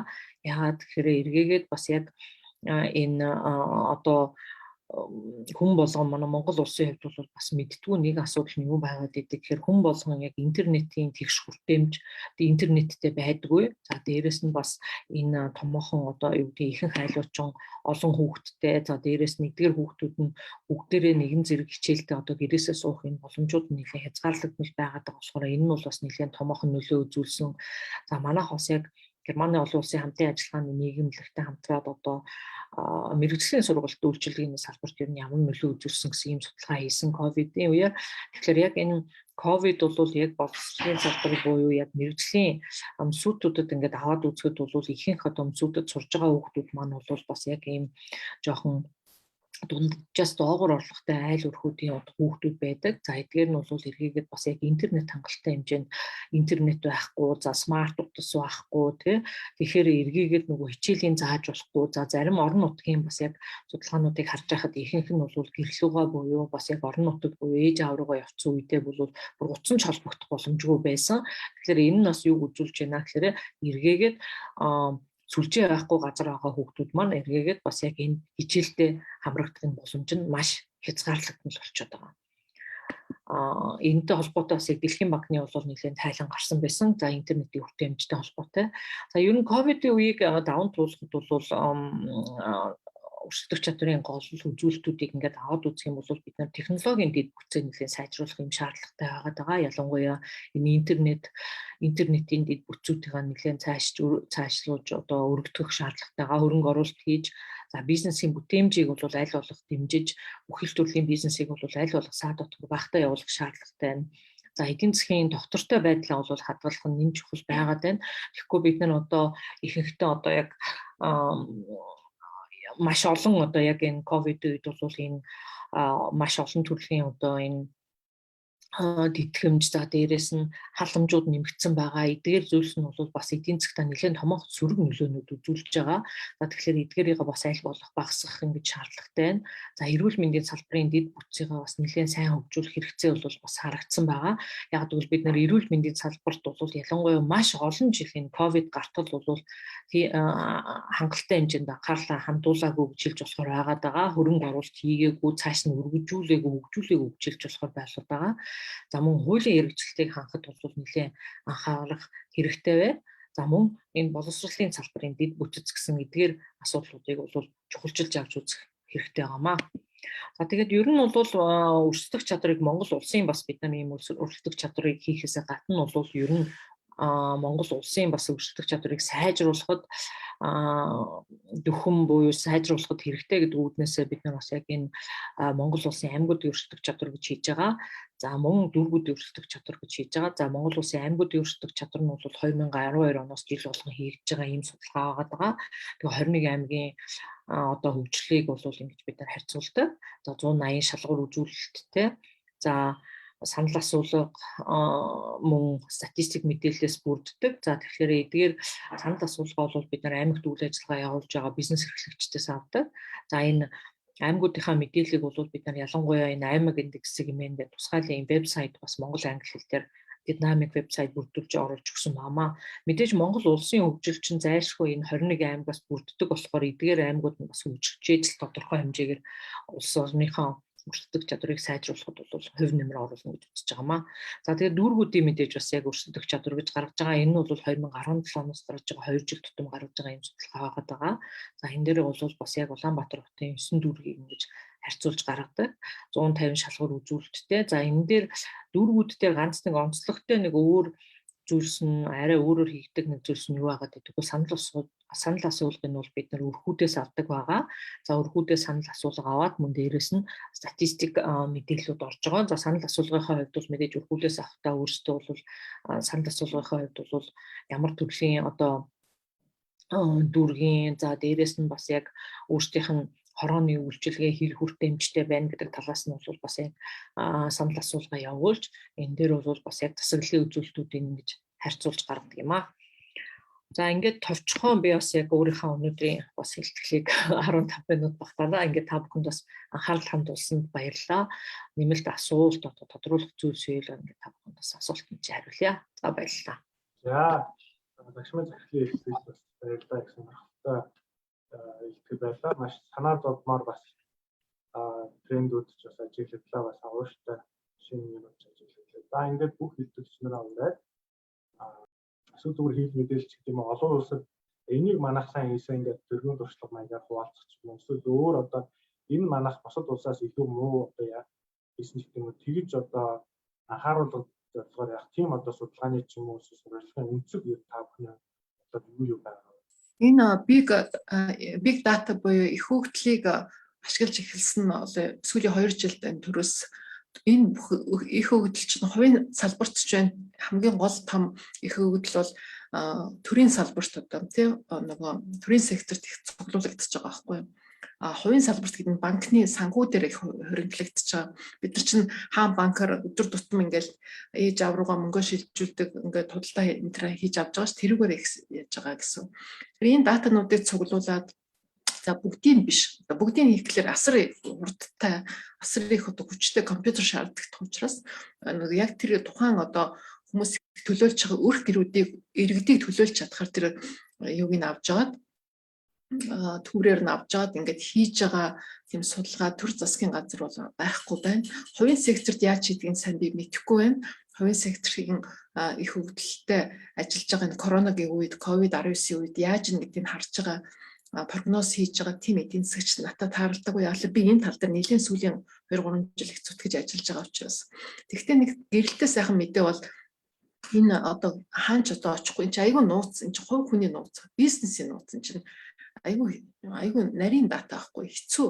Тэгээ тэрийг одоо ингээд ямар ч үсэн коронавитой үед COVID-19 үед ингээд энэ эрх гэрт юу болж байна гэдгийг харахын тулд нэг тодорхой хэмжээний мэдээлэл өгсөнд одоо би бол юу баярлж байгаа. Ялангуяа бол энийг одоо санаачилж хийхэд бол асар их одоо тусалсан үндэсний статистикийн хороо тэгээд мөн нэгдсэн үндэсний байгууллагын Монгол дахь суурин төлөөлөгч болон Бангкокийн бүсийн одоо зөвлөлийн эдийн засагч нар гадны одоо эдийн засагч нар айгуу чухал хэрэгтэй байна. Энд чи одоо яг одоо явж байгаа юм чи энэ датагаар нь хийвэлбэрх зүгээр юм байна гэж дэмжиж одоо санхүүгийн дэмжлэг өгсөн. Монгол Улсын их сургууль бол санхүүгийн дэмжлэг өгсөн. Тэгээ Монгол Улсын их сургуулийн багш нар ажилласан. Мөн сангийн яам ажилласан. Тэгээд мэдээл гайл мэдээл санхүүгийн одоо мэдээллийн үндэсний төвийнхэн ажилласан. Энэ болгон ингээд яаж байж гэнэ гэхээр одоо эхэлж гэн гэж бодож байгаа. Би тэрэнд аягүй их баяртай байгаа. Судлаачийн хувьд аягүй баяртай байгаа. Тэгээд би яг хамгийн анхны одоо манай баг бол хамгийн анх энэ датаг аваад ингээд ажилласан хамгийн анхны баг болсондоо яг их баяртай байна л да. Тэгээд Монгол Улсын их сургуулийн багш нар ч гэсэн хийж чадсан даа. PhD оюутнуудтайгаа нийлээд хийж чадсандаа би их баяртай байгаа. Тэгээд эндээс гарч байгаа таны асуултанд хариулах юм бол яг энэ датан дээр гарсан энэ хөрх гэрүүд ингээд байна. Хөдөө 3 хүүхэдтэй айлынх бол хэрэглээ ингэж өсөөд байна. Улаанбаатар хотод байгаа 1 хүүхэдтэй айл юм уу? Хүүхэдгүй айлын өрхийн тэргүүн дээд боловсралтай айлын хэрэглээ нь болохоор хамаагүй их өндөр байна гэдгийг ингээ харуулад энийг ингээ гаргаад одоо энэ бол 12 цаг эмэн дээр тавигдсан байгаа. Монгол хэлээр тавигдсан байгаа. Англи хэлээр тавигдсан байгаа. Энийг бол үнэгүй шууд татаж аавна. Бүрэн ихээр байгаа. Тэгээд энэ дээр болохоор датанаас бусдна. Бүрэн ихээр байгаа. Бүр аргачлал нь маш сайн нарийн бичсэн байгаа. Тэгэхэд бол энийг одоо ингээд ашиглаад энэ дээр одоо манай багийг дуудаж уулзаад үе одоо яагаад ингэж байгаа юм бол та судлаачийн хувьд ингэж хэлж өгнө үү гэж одоо ингэж асууж байгаа. Тийм одоо төрийн байгууллага юм бол байхгүй л байна л да. Тэгэхээр статистикийн үндэсний хороо бол ямар төрийн байгууллага байх вэ гэхээр энэ төрийн бусалд ер нь бол төрөөс ангид байх хэрэгтэй чинь статистикийн газар юм чинь. Энэ бол яг ийм юм гарсан байна гэдгийг л өөрийнхөө байгууллагын вебсайтн дээр тавьсан ба. Тэрнээс илүү бол хийж чадахгүй хийх ч ёсгүй. Төрийн бусад одоо сангийн яам ерөнхий сайдын одоо офис тийм ээ нөгөө газар нь хэрэг эрхлэх газар тийм хэрэг эрхлэх газар одоо ерөнхийлөгчийн хэрэг эрхлэх тамгын газар одоо хөдөлмөр нийгмийн хамгааллын яам эрүүл мэндийн яам энэ гэсэн тийм хүмүүсээс ингээд албан одоо ажиллаа хийж байгаа. Одоо энэ өрхүүдэд ийм байгаа юм чинь одоо энийг цаашдын 2021 онд зөвхөн 20 оны датан дээр л ингэж харахад ийм гарч байна. Нөгөө хатуу хөл хорой чинь үнэхээр ингэж нөлөөлт юм байна. Гэтэл 2021 онд 2 том хөл хорой ихэгдсэн байгаа. Тэгээ одоо бид нар 3 дахь одоо энэ дахиад 5 дахь хөл хоройгоо ингээд одоо энэ 10 дельта жаргалсайхан эдийн засгийн сайн хэлсэн дельта хувилбар нь ингээд маш их өргөжөөд одоо энэ сургууль соёл дээр ингээд эрүүл мэндийн өндөр энэ 9 сараас эхлээд тодорхой бус байдал үүсгэхэд хэрвээ бид нэр А бариант дээр ингээд те хөл хорой тавьчихвал энэ өрхийн хэрэглээ энэ хүүхдийн мөнгө энэ төр нь яах вэ? Ингээд хөл хорой тавихгүй байвал энэ ингээд боломжтой байх уу? Хүүхдийн мөнгийг 100,000 хэвээр нь байлгаад байх уу? Эсвэл 80 болгох уу, 50 болгох уу? Тэгвэл энэ өрхийн хэрэглээ нь одоо яаж буурч бүр хэцүү байдалд орох нь үгүй юу? Та энэ дээр хилээд өгөөч, хараад өгөөч энэ гэсэн тийм хүсэлт энэ төр ирэхгүй байгаа юм л да. Тэгэхээр эн чинь юуг харуулж байгаа нөхөд тийм сонирхолгүй байгаа байхгүй юу?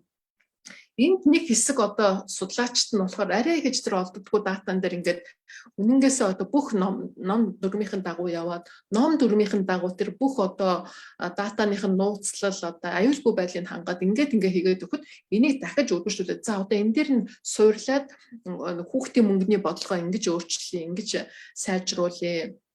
Өрхүүдийн одоо энэ байдлыг одоо ингэж сайжруулах хөдөө орон нутгад бол хэцүү байгаа юм байна шүү дээ. Энтергээд тэрийг ингэж олж хараад ингэж байгаа тийм одоо улс төрч засгийн газар тийм одоо чадамжгүй байна гэдэг бол айгүй хэцүүлтэй. Тэгэхээр эн чинь сөрөг нөлөөтэй COVID-19-ийн үед явуулж байгаа бодлого чинь байга онохгүй байгаа байхгүй. Байга онохгүй одоо тэгээ сум нь байга онохгүй болохоор тэр хүн чинь хожигдно үсттэй тэмцэнд тий. Тэгээд тэр засгийн газрын хожигдол чинь юун дээр илэрх вэ гэхээр иргэдийн одоо хэрэглээ буурна, иргэдийн амжиргаа буурна, иргэдийн сайн сайхан байдал буурах дээр л холбоотой юм л да. Тэгэхээр энэ дэр бол энэ дата судалгаа гэсэн ашиглахгүй байна уу даа л гэсэн тийм юу байгаа да. Гэхдээ энэ бол миний бодлол доо. Гэхдээ үндэсний статистикийн газрын Дэлхийн банктай хамтраад 4 удаа одоо 5 дахь удаа хийж байгаа.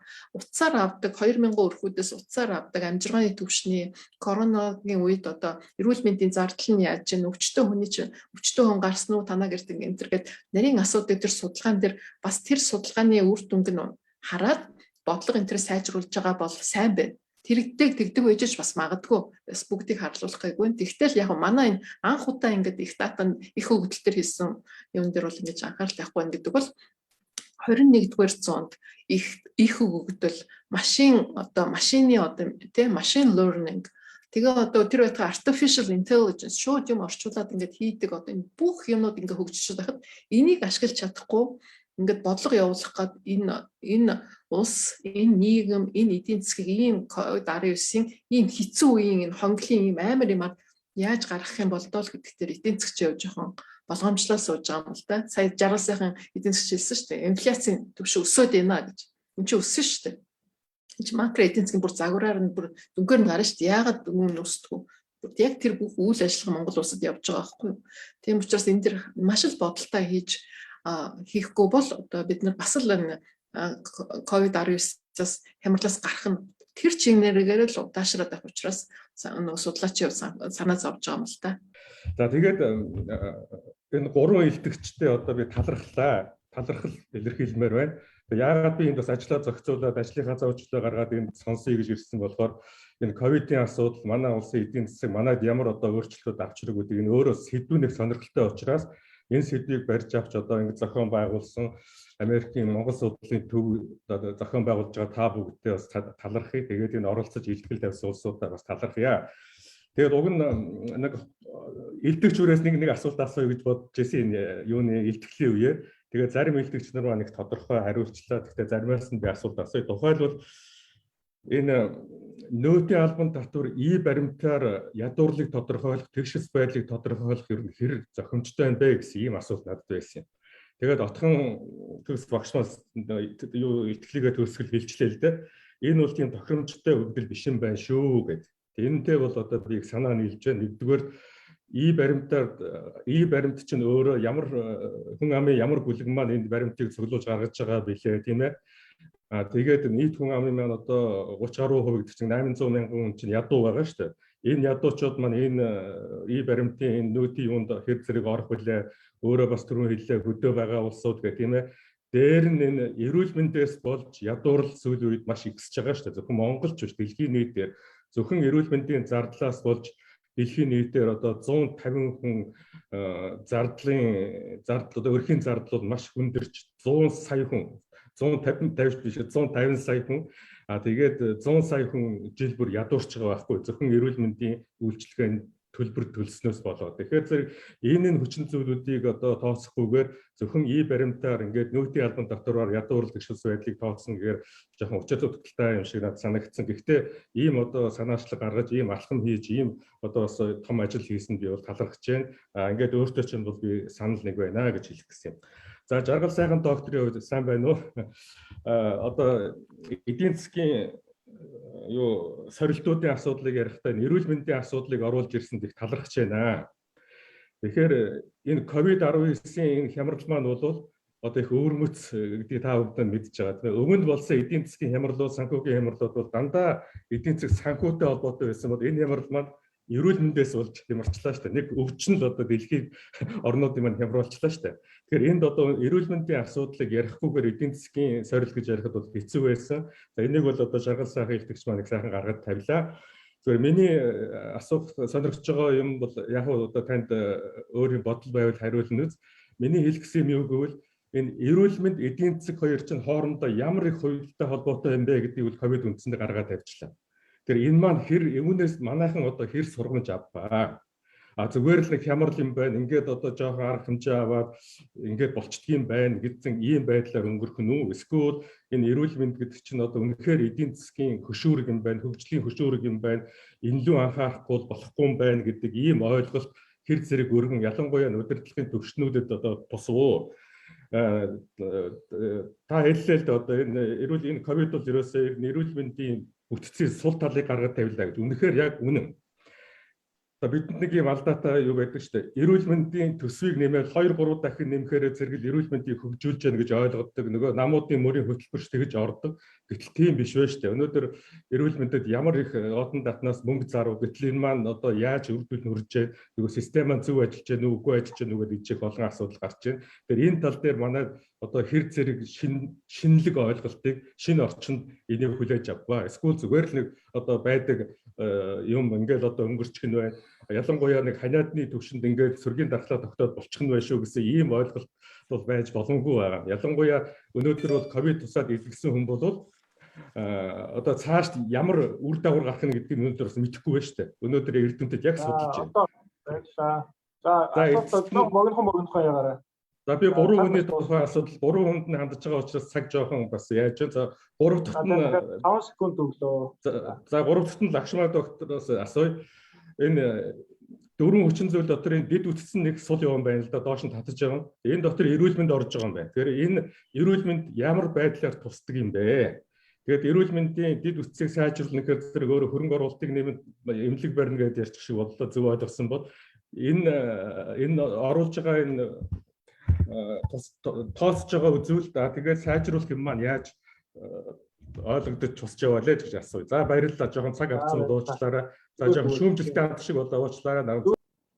Тэр хүн маш чухал юм хэлж байна л да. Одоо бид нар энэ ковид-ийг хизээ дуусгахын да дууссан бүтцэн нэгдсэн дүгнэлт хийсэн тийм орон даяар дахиад ярилцлага хилцүүлэх хийх юм зүг байх. Ер нь бол Монгол улсад энэ дөнгөж 30 жилийн зах зээлийн харилцаанаас болоод энэ төрөө засаглалтай холбоотой юм ярьсан. Энэ бүхнээс чи хамаарат мөн зохицуулах юм маш их байна. Эрүүл мэндийн даатгал гэдгийг тусдаа болгомоор байна. Тэтгэврийн даатгал тусдаа болгомоор байна. Тэтгэвэр чинь бас холбоотой. Тэр нөгөө эмчлүүлээд ядуурч чинь гэж юм тийм ээ. Манайх ч зөндөө тэгж шít. Ялангуяа одоо ингээд удахаар бүгдээ бүх хүмүүсээс мөнгө гуйж байна. Бүх хамаатууд нь нийлээд 27-8 өвчин байгаа юм. Монголд эмчилдэг. Тэрэнд эмчлүүлэхээр бүгдээрээ тэр айлч биш бүх хамаатууд нь зэрэг ядуурч байгаа байхгүй. Тэр чинь 100-200 сая төгрөгийн асуудал болохоор. Гэх мэт тэр энэ бүхнийг ингэж нийлүүлж хилцүүлдэг ийм зөндөө одоо юм явагдах байх оо. За тэгээ эрүүл мэндийн даатгал хамгийн гол нь юм байлээ энэ дээр. Тэгээд энэ эмнэлгийн ажилчдын цалин одоо энэ нэг moral hazard гэж ярьдаг да. Одоо жишээ нь улсын эмнэлэгт их сайн маш нарийн мэрэгжлэр дадлагжчихсан эмчийн цалин их бага байна. Тэр сувлэгч туслах тэр хүмүүсийн цалин үнэхээр бага юм бэл. Тэгээд тэд нар ийм хувийн эмнэлэг дээр очиж эмч хүн мундаг алтан гартай хүн бас нэг амьдрах эрхэн дээр өөр газраас мөнгө олох гээд ингээд явж байгаа энэ тэр хүн бол манай систем аль зэрэг ажиллахгүй байгаа гэж харуулдаг юм л. машиндаа засвар хийж явахдаа хичнээн $1 хэлнэ үү гаргаад өгчдөг мөртлөө. Эрүүл мэндэд засвар хийхдээ зэрэг мөнгө гаргадаг. Ийм байж болохгүй шүү дээ. Энэ бүхнийг өөрчлөх эд мөн юм их байна их байна. Баяр сайхан доктор. За баярлалаа. Лакшми захирлын За эрүүл мэндийн бас яг энэ үзүүлэлтүүд нь бол манай яг энэ судалгаанд бол яг дэлхийн өрсөлдөх чадрын тайланд бол нэлээд олон үзүүлэлтүүд орж ирдэг байгаа. Энэ нь бол ер нь эрүүл мэндийн салбарт хичнээн хэмжээний төсвөөс хичнээн хэмжээ зарцуулж байна. За энийгээ бас GDP-тэй харьцуулж үзүүлдэг байгаа. Нэг хүнд ногдох зардал нь хэр их байна. За мөн түүнчлэн ер нь хүүхдийн эндэгдэл, за эхийн эндэгдэл энэ төр гэдээ маш олон үзүүлэлтүүд орж ирдэг л дээ энэ дээр. Тэгэхээр яг эргээгээд яг бас дээрэс нь ер нь нэг эмчэд ер нь хичнээн хэмжээний эмч одоо сувилагч энэ төр ногж ин энэ төргээд нэлийн олон үзүүлэлтүүд орж ирж байгаа. Дээрээс нь давхар яг санал асуулгаар орж ирж байгаа гэсэн ийм хоёр үзүүлэлтүүд байгаад байгаа. Цаашлаад ер нь бас яг би бас яг сая илтгэлдээ хэлжсэн бас яг ингээд хараад ингээд яг Монгол улсын хувьд бас яг ингээд судлаад үзэхээр манад бол бас яг энэ эрүүл мэндийн салбарт ялангуяа бол энэ айгуу тийм тэгш бус хүртээмжтэй байгаад байдаг. За одоо жишээ нь аймагуудын өрсөлдөх чадрын тайлангаас ингээд харахад бол одоо Хөвсгөл аймагт бол хамгийн одоо эмч сувилагч дутмаг байдаг. Энэ нэг талаас юугаар бас харагддаг вэ гэхээр одоо юу гэдэг нэг эмчэд бараг 650 хүн ногдохоор ийм үзүүлэлтүүд гарч байгаа. Шууд утгаараа энэ тоо үзүүлэлтүүдийг аваад үзэхэд чанарыг нь бас яг дүгнж болохгүй ч гэсэн хичнээн супер эмч байсан ч гэсэн одоо 650 хүнийг эмчлэх боломжгүй болчиход байна л та. Тэгэхээр энэ утгаараа бас яг энэ үзүүлэлтүүд нь одоо нэг сувилагчд гэх юм уу те тэгэхэд одоо 450 хүн ногдож байгаа. Тэгэхээр эдгээр үзүүлэлтүүд нь бол нэг талаас нь бол статистик тоо үзүүлэлт байгаа боловч эргээгээд зайлшгүй одоо юу гэдгийг энэ хүмүүсийн хүртээмжийн одоо юу гэдгийг яг мэрэгжлийн боловсон хүчний хүртээмжийг бол ингэж сайжруулах хэрэгтэй байгаа. Ялангуяа бас яг орон нутагт бол эдгээр хүмүүсийн ажиллах за дээрээс нь цалингаар нь ингэж дамжуулан бий болох шаардлагатай байгаа. За мэдээж бас яг түрүүн нэмээд хэлэхэд бас яг нэг асуулт ирсэн байсан л да нэг эрүүл мэндийн даатгалын тогтолцоотой холбоотой. Ер нь энэ эрүүл мэндийн даатгалын тогтолцоог бий өөрчлөх нь бол зүйтэй гэж боддог байгаа. Яагаад гэхээр энийг нь эргээгээд бас яг одоо ялангуяа та бас Швейцарт амьдардаг бас сайн мэдж байгаа. Энийгээ бол бас яг энэ урьдчилан сэргийлэх үзлэгтэй нэгж аягуулсан холбож үйж өгөх хэрэгтэй байгаад байдаг. Тэгэхгүй бол ихэнхдээ бас яг манай Монголд бол урьдчилан сэргийлэх үзлэг энэ янз бүрийн юмнууд нь сайн хөгжөөгөө за дээрэс нь угаасаа эрүүл мэндийнх нь бүтцэн байхгүй байгаад байдаг болохоор эргээгээд хүмүүс нь ихэнхдээ бас яг хамгийн сүүлийн шатандаа буюу нэлээд хүндэрсэн үедээ одоо юу гэдгийг ирж үзүүлдэг болохоор бас яг эргээгээд энэ зардлууд нь аягүй өндөр байгаад байдаг. Хэрвээ ингэж урьдчилан сэргийлэх үзлэгт ингээд тодорхой хэмжээгээр шатанд нь хамрагдаад явцсан байсан бол энэ нь бол бас яг зардлууд нь шал өөр хэмжээнд байх байсан л та өвчлүүд нь гэсэн. Тэгэхээр энэ эрүүл мэндийн даатгалын тогтолцоогоо ер нь өөрчлөлтөө бол бас яг энэ урьдчилан сэргийлэх үзлэгтэй нь бас яг шууд мөнгөний өөрийн хувь үнийг бас хариуцлагажуулж за дээрэс нь бас яг энэ даатгалын тогтолцоотой нь ингэж холбож ингэж хөгжүүлвэл илүү зүйтэй болов гэж би бол бодож байна. За баярлалаа.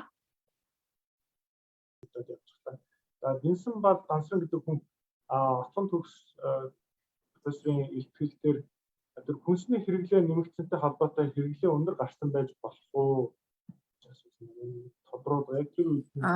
За баярлалаа. Бид нар бод нөгөө нотийн та нар одоо ингээд гар утсаар ингээд нотийн баримтаа ингээд аппликейшнээр уншуулвал таны ингээд уншуулж байгаа одоо нотийн баримт чинь 12 төрлийн одоо хүнсний болон хүнсний бус ангиллаар нь ингээд ялгагдсан байлээ л дээ. 12 төрөл. Тэгээ бид нар 12 төрлийн одоо тэр олон өрхүүдийн 12 сарын одоо өдөр болгоны 12 төрлийн ингээд айгүй их бүтцтэй дата болсон өгдөл байгаа сте тий. Тэрэн дээр ингээ харсан чинь нөгөө бүртгэлийн системийнх нь нөгөө компаниуд нь болохоор нөгөө эн чинь хэрэглэгчийн талаас очиж байгаа баримтын QR кодоор очиж байгаа тэр дүн 1000 төгрөг гэсэн дүн. Яг тэрийг зарсан дэлгүүрийн тэр бизнесийн эмийн санч гэдэг юм уу? Тэрний 1000 төгрөгийн орлогыг энэ QR кодоор авлаа гэсэн тэрнтэй хамт зогцож тэр системд орж байгаа байхгүй юу? Тэгэхээр нөгөө зарсан газар нь болохоор нөгөө нотийн системд бүртгүүлэхдээ зөвхөн эмийн хэрэглэнээс гадна хүнсний хэрэглээ явуулдаг гэж болно шүү дээ. Тийм биз дээ, хүнсний эм зардаг. Гэтэл нөгөө хүнснийх юм уу эмих гэдэг нөгөө аюулгүй олон үйл ажиллагаа явуулдгаар ингээд салгаж чадахгүй технологийн хувьд зөвөл шууд нөгөө хүнснийх юм уу эмих гэдээ орчхоор тэр дата нь аюул тийм манай эдийн засаг статистикчтэй хэлдгээр noise-тэй болоод байгаа. Аюул тийм шуугантай буруу гарч магадгүй. Тийм учраас бол яг хүнсний хэрэглээ өсчихөө, хүнсний бус хэрэглээ өсчихөө, эрүүл мэндийн хэрэглээ өсчихөө. Бид нар бүр эрүүл мэндийн хэрэглээн дээр гарах гэдсэн байхгүй. Гэтэл аптек одоо энэ олон ийм энтер авж байгаа. Эсвэл боловсролын хэрэг нөгөө зардал нь буурсан байна уу энэ гэдээ харах гэсэн чинь тэрийг харах боломж байгаагүй. Тэгээ бид нар энийг яагаад ингээ боломж байгаагүй гэдгийг тэр тайлан дээр дэлгэрэнгүй тайлан дээр маш сайн тайлбарлсан байгаа. За асуулт айгуу сонирхолтой асуулт байгаа мэдээж олон хүмүүс сонсохыг хүссэн байна. Харин тэгээд сая бас чатан дээр та 12 гэмээс дэлгэрэнгүй юу гэж файлыг үзэж байна. Тэр одоо үнэгүй шүү дээ. Тэгээ англи хэл дээр, монгол хэл дээр ингээд тавьсан байгаа айгуус сайхан. Одоогоор нэг 3,000 хүн орчим даунлоод хийгээд тэр чинь үнэгүй те айгуус сайхан. Тэгэл уншиж байгаа юм байлаа. Тэгээ та нар бид нарыг сайн нөгөө референс дээр сайт хийгээр нөгөө зохиогч ирэх учраас тэгээд ингээд бусад судалгаа энэ төр дээр та нар ашиглахад бүрэн боломжтой нээлттэй шүү дээ. Жаваасаа эдийн засгчаас бас яг асуулт асууж байгаа бас. Тэгээд олон улсын одоо энэ үзэгчид маань маш ойлгомжтой те өнөөгийн байдлын одоо тэр их coin minus худаад маш одоо ойлгомжтой бас мэдээлэл ихтгэл тавьсан. Одоо том зургийг өгсөн дээр баярлалаа. Гэхдээ та бас эхний тэр асуултад нөгөө бусдад одоо бусад улсуудад ч юм уу best practice маягаар ч юм уу те эсвэл одоо business learning маягаар суулцдаг. Тэгээд таны ихтгэлийг зүгээр баг одоо таймлоод баг хэлэх багтаа та хариулах. Нэг улс орны гол асуудлуудаар нийтлэг бичгийг зорддог. Харин 12 жил бичсэн. Энэ жилээс энэ 7 сараас сард 2 бичээд байгаа. Тэгээд миний бичсэн нийтлэл бүгдээр англи, орос, япон хэл дээр орчуулдаг дараагийнх нь 7 хоног. Тийм учраас дараагийн 7 хоногт англи хэл дээр нь гарахаар энэ одоо энэ англи хэл сонирхсан хүмүүс нь харна байл. Аль болохоор ийм хүмүүс таны мэдхийн ажил хийж байгаа юм л да ерөнхий паблик зориулаад. Ягаад гэвэл ерөнхийдөө бид иргэдийнхаа насан туршийн боловсрол эдийн засаг яагаад ингэж байгаа тодорхой чиглэлээр энэ бүхнийг нэлээд ийм ярьдаг нийгмийн ийм уур амьсгалыг бий болгохгүй бол хүмүүс жишээлбэл одоо санхүүгийн мэддэг боловсрол том бага байна л да. Одоо энэ бүгд болж байгаа явдал харуулж байгаа. Нөгөө жишээлбэл одоо энэ хувь цаанд хөрөнгө оруулалт хийнэ гэдэг бол алдагдaltaй шүү гэдгийг баталгаатай сайн мэдэхгүй хүмүүс оруулчаад хэрвээ үнэн унах юм бол төрөөс мөнгө их хэмжээний ойлголттой яваад байгаа байхгүй юу. Тэгээд их мэтэр ингээд жишээлбэл одоо таны хийж байгаа өнөөдөр энэ манай Америк төвийн хийж байгаа ажил бол дэлхий дээр байгаа монголчууд бас илүү ойлгоход чухал ажил болно гэж бодож байна. Гэхдээ өнөөдөр энэ тавитэрийн ялангуяа отхон төгс багш ярьж байгаа манай багшмын хийгдэж байгаа энэ бүх ажлуудыг бид нар бас дандаа англи хэл дээр хийж бас дэлхийд бас мөр зэрэгцэж бид хаана яваа гэдгийг хэлж ярих ёстой юм байна лээ шүү гэдгийг л хэлмээр байна. Ер нь бол хүн болгоод элчин сайн шүү дээ. Ялангуяа гадаад байгаа хүмүүс ямааныхаа сайн ажиллаж байгаа тэрэнд бас баяртай байдаг юм да. За баярлалаа. За Лакшми захирлын илтгэл дээр бас нэгэн сонирхолтой зүйлүүдийг үзүүлсэн. Та бас одоо энэ одоо эдийн засгийн асуултуудад хариулт болох ч юм уу одоо эсвэл одоо асуудлыг дахиж одоо гүнзгий явуулж судлах ч юм уу энэ хүмүүстэй ямар талаас нь судалгаа хийхийг зөвлөх вэ?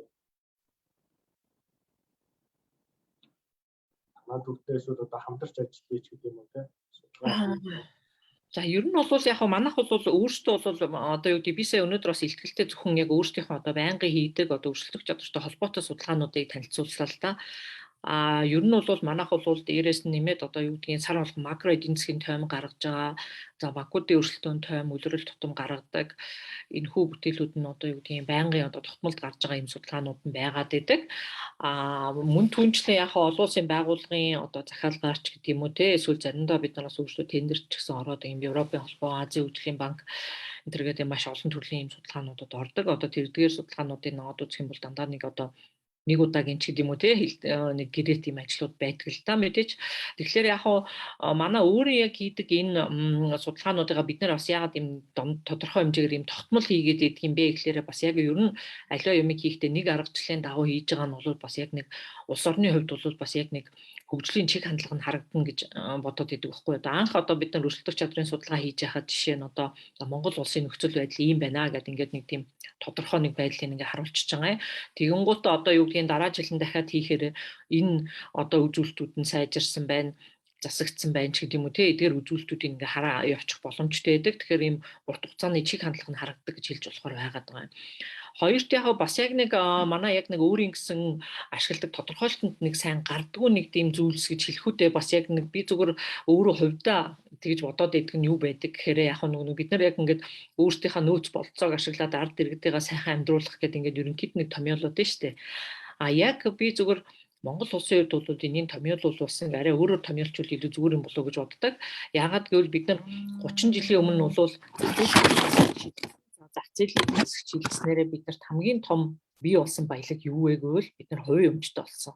За тэгэхээр ер нь энэ өрсөлдөх чадрын тайлан бусад бүхий л тайлангуу те doing business хийж байгаа энэ тогтмол хийж байгаа энэ айгүй олон судалгаанууд байгаад байдаг шүү дээ те. Эдгээр судалгаанууд чинь бүгдээр юуг хараад байгаа юм бэ гэхээр төрийн эдийн засагдах төр эдийн засгаа удирдах тэр чадвар нь хэр байгаа юм бэ гэдгийг л ерөнхийдөө харуулдаг байгаа байхгүй. Менежментийн үүрэг нь юу гэдгийг эдийн засгтаа юу гэдгийг тэр компаниуд нь үйл ажиллагаа явуулах дүрмүүдийг нь хууль дүрмүүд нь хэр байгаа юм бэ гэдгийг харуулж байгаа. Тэгш байдлыг бий болгож чадж гэнэ үү те. Эсвэл нэг газар нь илүү давуу байдал бий болгоод байна лөө лицензүүдээрээ. За эсвэл бүртгүүлэхэд ч гэдэм үү те ямар энэ нөхцөл байдал нь ижил тэгш байж чадж гэнэ үү бизнесийнхандаа илүү эерэг үйл ажиллагаа явуулахад нь бүтээмж бий болгох энэ орчныг бүрдүүлж чадж гэнэ үгүй л гэдэгтэй л асуудал байгаад байгаа юм.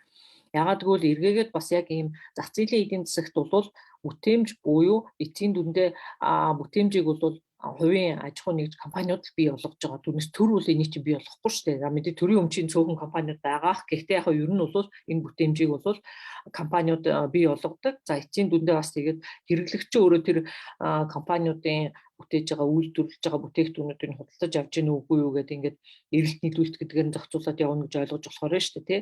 Тэгэхээр энэ үүргийг гол нь төр гүйцэтгэж чадж гэнэ үгүй юу гэдэг л асуудал байгаад байгаа юм. Тэгэхээр өөрөө байгаа нөөц болцоогоо хууль эрх зүйн орчин бүх нөөцөө энэ чиглэл рүү оруулж чадж гэнэ үү гэдэг талаас нь судлаад байна гэж хэлж болохоор болчиход байгаа юм л та.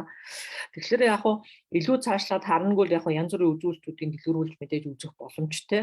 За дээрэс нь ер нь яагаад энэ үзүүлэлтүүд нь ингэж гараад байгаа юм заагаатаа төрөнгө оруулж гэдэг юм уу те эдгээр үзүүлэлтүүдийн илүү гүнзгий бас дахиад давхар судлахад бол илүү төхөн болох боломжтой болов уу гэж байна. За баярлалаа. За зарим асуултууд бас ирсэн байгаа л да. Ерөнхий эдийн засгийн холбоотой. Тэгэхээр энэ дээр бол илтгэгч маань хүссэн нь хариулаад явах уу те. За эхний асуулт их билег Бачаргал гэдэг хүнээс асуулт ирсэн байна. Монголын гадаад өрийн иргэн төлөлт үүнээс үүсэх дарамтыг хэрхэн давах вэ?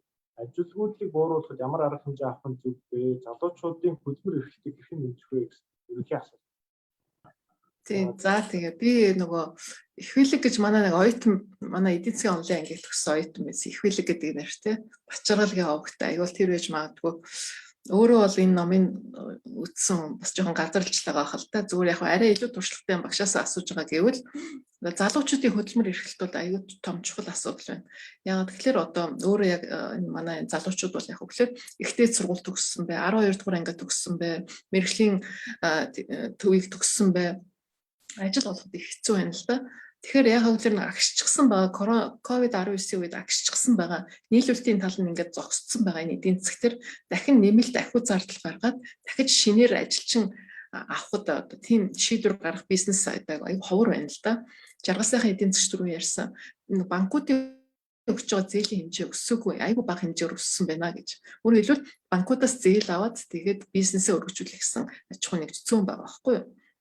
Тийм тохиолдолд болохоор яг хэлэхээр тэр төгссөн оюут маань хичнээн ухаантай, хичнээн онц сурсан, хичнээн ажилласан, хичнээн гадаад хэл 3-4 гадаад хэлийг мэддэг байлаа ч гэсэн ажилд ороход бол хэцүү л болж байгаа. Тийм учраас бол яг хэлэхээр залуучуудын энэ COVID-19-ийн дараа биш. Ер нь одоо явагдаж байхад бол яг хэлэхээр энэ талаар бүгдийн шийдсэн байх хэрэгтэй. Энэ талаар яг эдийн засгийн одоо яг онолууд нь юу гэж хэлдэг бодлого.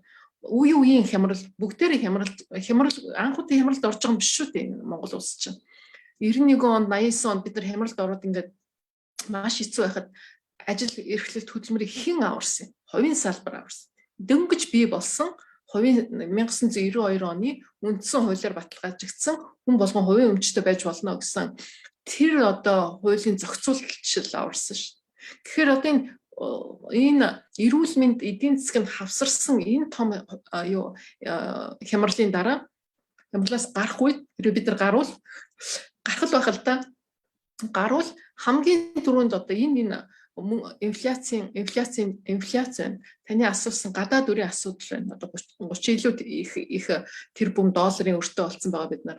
Тэгэхээр залуучдын хөдөлмөр эрхлэлт байна. Энийг бид нар ямар аргаар одоо ямар бодлогоор бид нар ямар зохицуулалтаар бид нар шийдэх юм бэ? Хэн шийдэх вэ? Энэ төр гэдгийг одоо маш сайн бодолтой судалгааг нь хурдан хийгээд судлаачдаас асуугаад ингээд бэлтгэсэн л байх ёстой л доо. Гэтэ одоо нэг харагдахгүй. Гэтэ би жаргал сайхан эдийн засгч ярих байх л да. Яг үгээр сая нөгөө Лакшми бас эдийн засгч ярих байх нөгөө одоо манай ерөнхий сайд чинь COVID-19-ийн дараах эдийн засаг нийгмийн сэргээн босголтыг яг талаар нэг ажлын хэсэг гаргаж байгаа гэлөө. Юу гэлээ? Комисс гаргаж байгаа гэлөө. Тийм гаргаж байгаа гэсэн. Айгүй бол тэд нар айгүй тийм сайхан одоо мундаг юм боловсруулж иж магадгүй л гэж бас найдаж байгаа юм л да. Миний хувьд гадаад өртөө холбоотой сүүлийн хамгийн сүүлчийн статистикийг хэлье. Засгийн газрын хувьд бол 27.1 их найд төгрөг байна. 7 сарын 31-ний байдлаар. Энэ бол яг 1 жилийн өмнөхтэйгээ харьцуулахад 1.2 их найдаар нэмэгдсэн байна. Дотоодын нийт бүтээгдэхүүний 60.4%-тэй тэнцэж байгаа. Энэ дээр нөх хувийн компаниудын өр ороогүй сая отхон төгс багш нэг хэлж байна. Монгол улсын эдийн засаг өнөөдрийн долларын ханшаар үзэх юм бол 16 тэрбум долларын тэнцэж байна. 2800-аар үзэх юм бол. Тэгэхээр сүүлийн үед энэ ковидтэй холбоотой гадаад худалдаа ерөнхийдөө буурснаас тэгээд эерэг гарч байгаа учраас долларын ханш харьцангуй тогтвортой байгаа.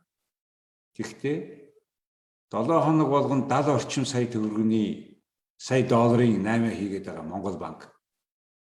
Буюу өдөрт нэг 10 сая төгрөгийн одоо 8 хийнэ гэдэг чинь ерөнхийдөө энэ ханш шиг тэгж барьж ийн гэсэн үг л дээ ойролцоогоо. Тэгэхээр өдөрт 10 сая 10 сая гэж бодохоор чинь манай нөөц хэд вүлээ 360-аа ингээ бодохоор чинь тийм ээ 3.6 их найд төгрөг 3.6 тэрбум доллар хэрэг болно шүү дээ ингэж барих юм тул. Тэгэхээр яг одоо эдийн засгийн хэвийн үйл ажиллагаа байх л да нэг 7 хоног 70-80 сая долларын арилжаа хийчихэд байгаа юм. Тэгээд гэтэл манай энэ гадаад энэ өрн дотор чинь нөгөө гадаад дотоод бүх өөр нь орчод байгаа нь шүү дээ. Төгрөгөөр илэрхийлээд байгаа. За яг энэ маягаараа явах юм бол бид нар яваад нөгөө авах зээлээ тооцох юм бол 22 оны 1 сарын 1 буюу одоо энэ оны эцэг гэтэл 30.9 их найд төгрөгийн өр бий болно. Дотоодын бүтээгдэхүүний одоо 60.4 байсан бол 61.3 болно. Тэгээд ийм 100-ны хөтлөвөр гэж бий баталсан байгаад байгаа. Тэр нь одоо монгол хэл дээр яаж гарсан мэдэхгүй нь би англи хэл дээр ийм мэдээлэл олцоод байгаа. Тэрүүгээр нэг их найд 1 тэрбум доллар хөрөмтлүүлж агаад Чингис бондын 799 сая доллар, гэрээгээ бондын 800 сая долларыг төлнө гэж ярьж байгаа. Тэгээ ер нь одоог болтол өнөөдрийг хүртэл Монгол улс гадаадд засгийн газар бонд гаргаснаас хойш ер нь төлбөрийг хийгээгүй. Төлбөрөөр хийгээл яваад ирсэн. Улам том бонд гаргаад Хүн заримдаа дээшээ, заримдаа доошоо ингэ явж байгаа. Тэгэхээр энэ бүхний цаана үнэхээр ирээдүйн асуулт болж байгаа юм. Гэхдээ яхаа тэгээ улам бондыг бондоор төлөөд хизээ болтол явах юм. Энэ засгийн газар чинь 4 жилийн настай, 4 жилийн хараагаар амьдардаг. Яг гоо манай сая энэ засгийн газар 2050 гэсэн ийм 2050 он хүртэл алсын хараа гаргасан л да. Тэгтэл бид нар зөвхөн энэ уул уурхайн үнийн өөрчлөлтөөс болоод мөнгө хоримтлуулаад тэгээд энийгээ төлөөд амьдарч явах юм уу? Эсвэл бид цааш нь өөр салбар бий болгох юм уу? Гэдэг дээр за төр засаг янз бүрийн гой төлөвлөгөө бичсэн юм байна. Гэхдээ энийг яг явж хувийн компани хийх ёстой. Тийм компани хийх боломж бүрдүүлж өгөөч л гэдэг байгаа шүү. Одоо жишээлбэл одоо салбар болгонд хамгийн том бизнестэй хүмүүс их хурал сууж байгаа байна. Яаж өрсөлдөх юм? Тэр нөгөө өөрийнхөө намыг санхүүжүүлж байгаа. Нам нь юу хэлэх юм? Чөлөө төрсөлдөө хааваар. Уулын амнуудын газруудыг ингээд улс төртэй холбоотой хүмүүс маш өндөр үнээр зарж байгаа шүү. Уулын аманд барьсан үнэтэй байшин 1 тэрбум төгрөгөөр зарагдчихлаа газартай газар.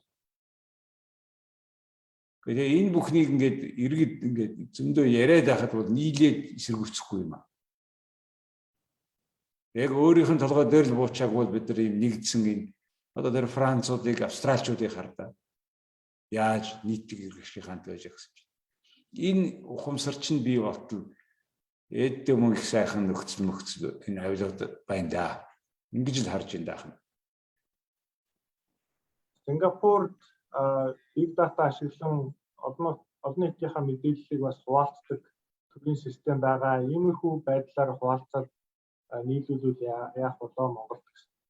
Та гэж байгаа болохоор одоо би хариулах байх л да. Юу манай Монгол улсад бол юу байгаа?